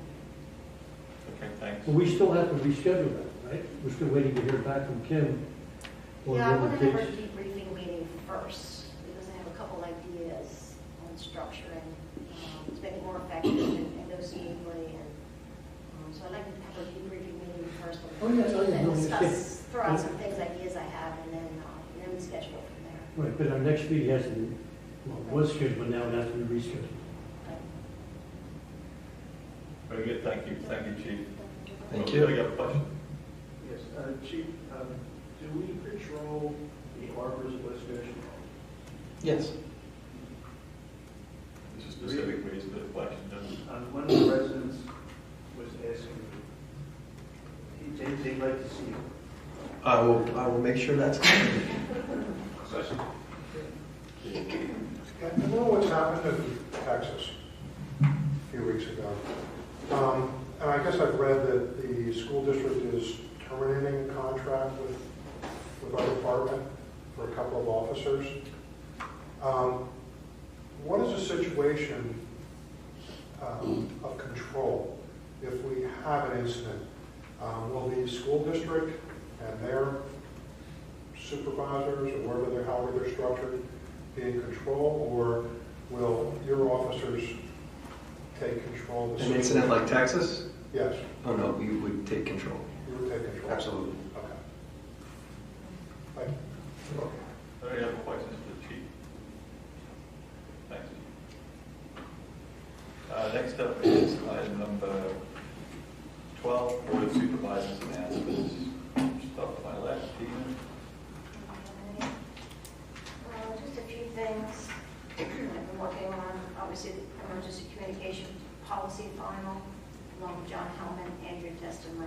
Jamie and Chris. Pipeline top exercise, as we discussed, most of the items were completed. The emergency alert sign up that we walked on, I want to thank Lisa Cavada on that for helping develop that card to mail to the residents. She did a great job with it. The coalition meeting we talked about.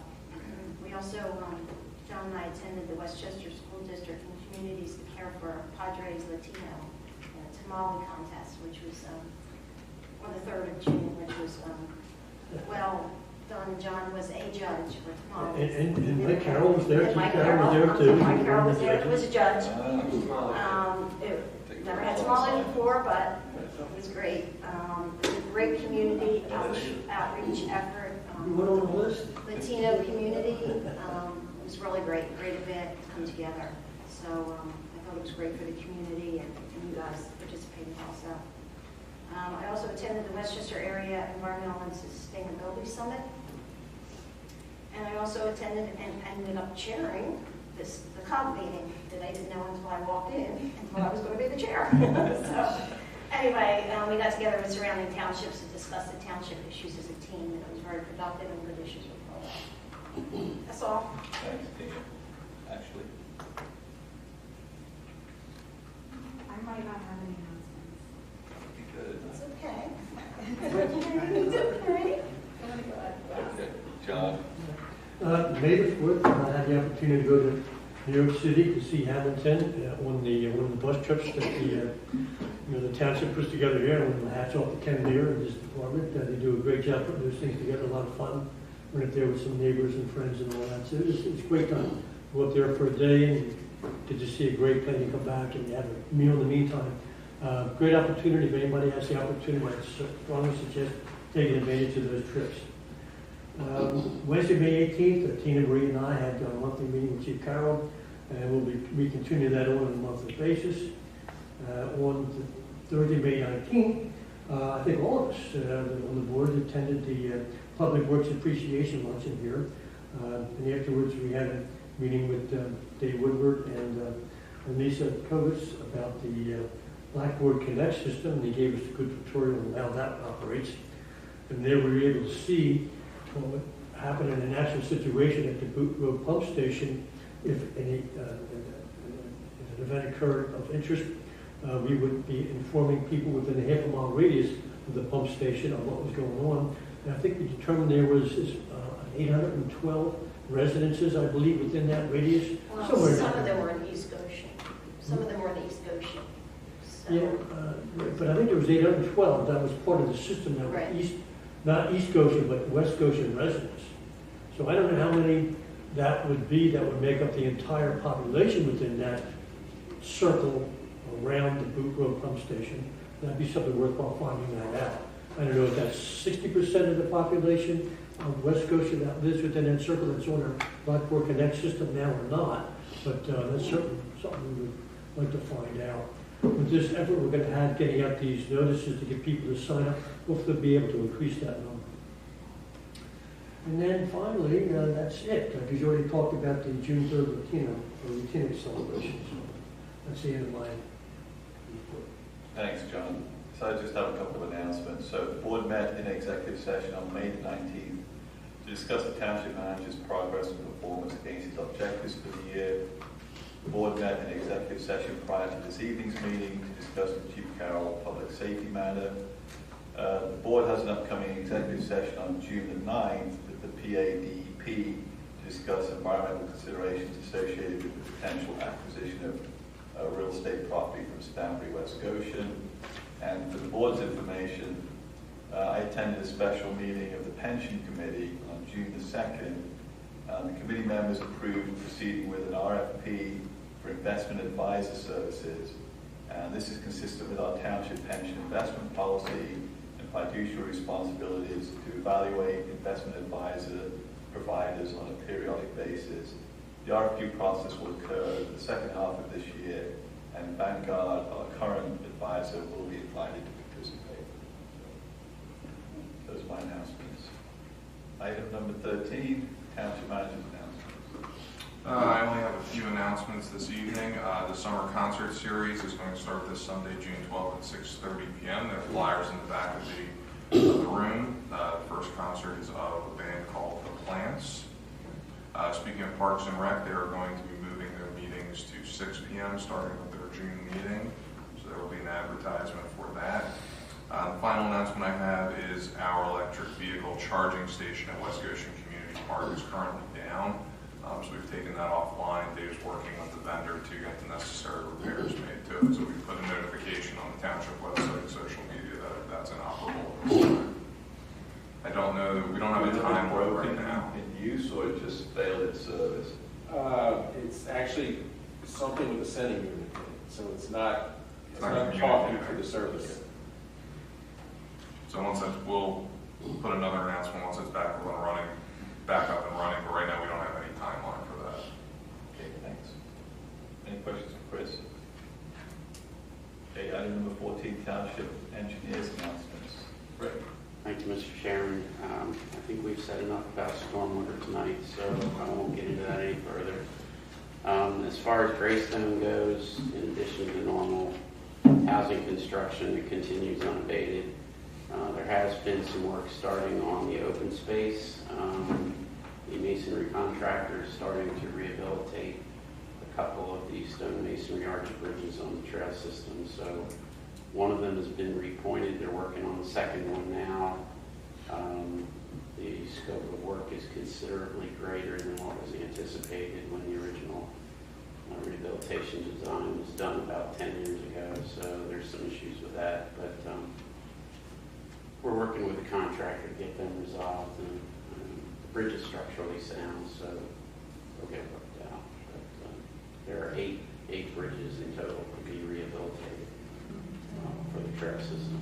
So it's going to take a while, but it has started. So that's all I have. Actually, on my back, they should have announced that at the sewer authority meeting, Ray Kukowski, the project manager for the developer, appeared before the authority and advised that the project that they have to do to expand the sewer main size on Andrew Drive has been, they've selected the contractor and they have agreed with the authority to complete the work by the end of the year. Rick, do you have any guesstimation on when the developer will be able to dedicate or turn over that 167 acres, I believe, to the township, the park? I do not. There's still a lot of work that needs to be done there.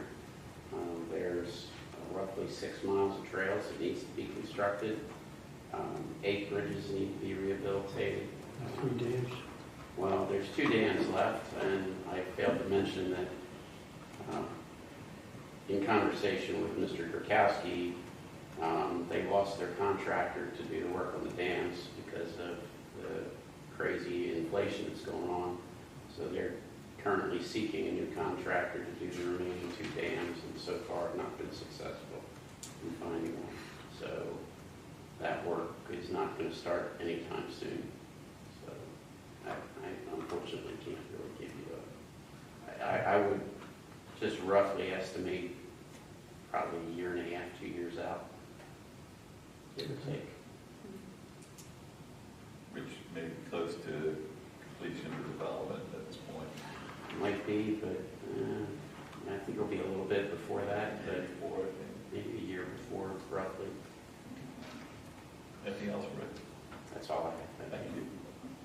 Real quickly, last meeting it was mentioned that they're getting ready to bring phase 4 through planning or... Phase 4 will be before the Planning Commission on Tuesday night, next Tuesday. Are there going to be any requirements for the previous phases before they get approval for phase 4? No. Each phase stands alone. Yep. Okay, thanks, Rick. So next is agenda item 15, zoning officers announcements. Jamie? Yes. Excuse me, sorry. We have 2 applications that will be before the board in more detail on June 21st, but just an overview. One is the special exception for the West Town Way sewage pump station at 837 Falcon Lane. And the other is going to be a few variances for a proposed application for West Goshen Shopping Center, which is located on Paoli Pike, for a proposed expansion and a possible fast food freestanding restaurant outside there. Is that before the planning commission yet? No, No, it's not. we've not received Received an application yet? No. Oh, you got it yesterday, didn't you, Jamie? It was zoning hearing board. Oh, that's what I meant. I thought that's what you were talking about. Only the zoning hearing board Zoning board. application. So I just wonder if they've actually submitted their application They for did. this project. Just for zoning. Only for zoning. Just Not for for land zoning. development. Yeah, just zoning. Only the zoning hearing board. But their plan is pretty engineered. Yeah, good. Yeah, it's pretty engineered. Little detail. Thank you. Sure. Agenda item number 16 is approval of the Board of Supervisors meeting minutes of April the 19th and May the 3rd, 2022. Does the board have any comments, questions, or corrections for the minutes?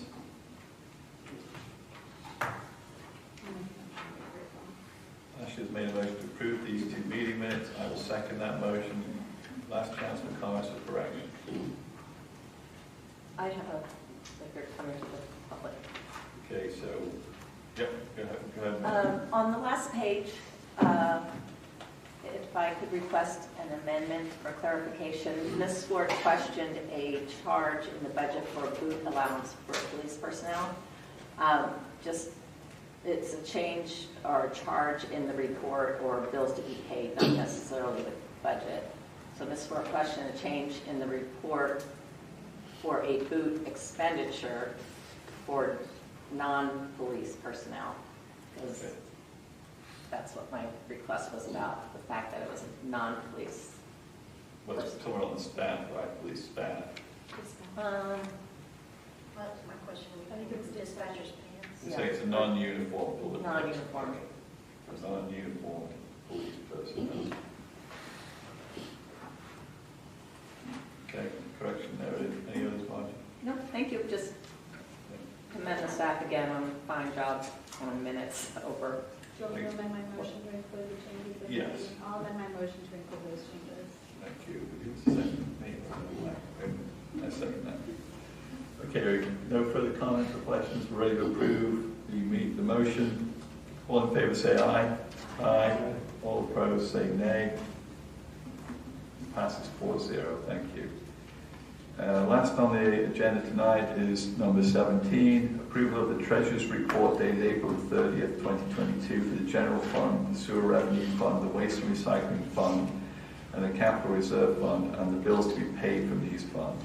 I will make a motion to approve the report and the bills to be paid. No second.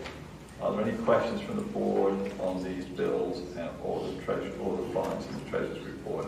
Any questions? Any public comments or questions on the bills to be paid or the Treasurer's Report? I'll make one.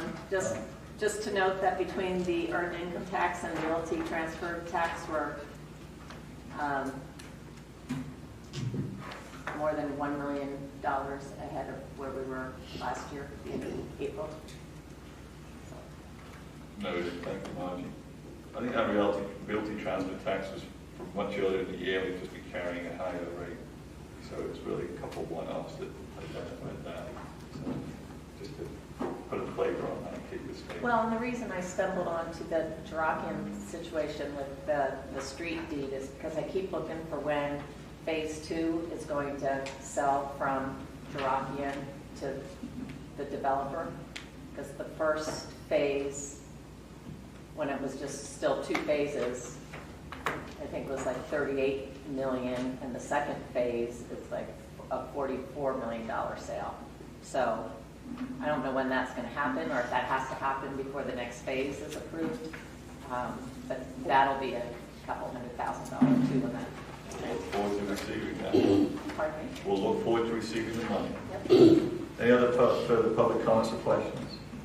Okay, we're ready to take a vote. All in favor say aye. Aye.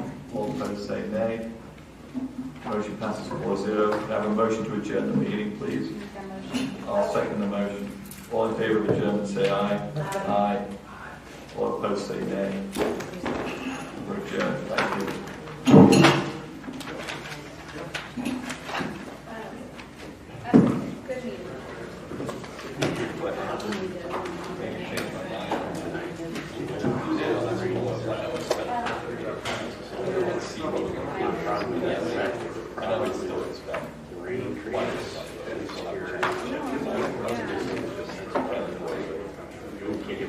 Good meeting.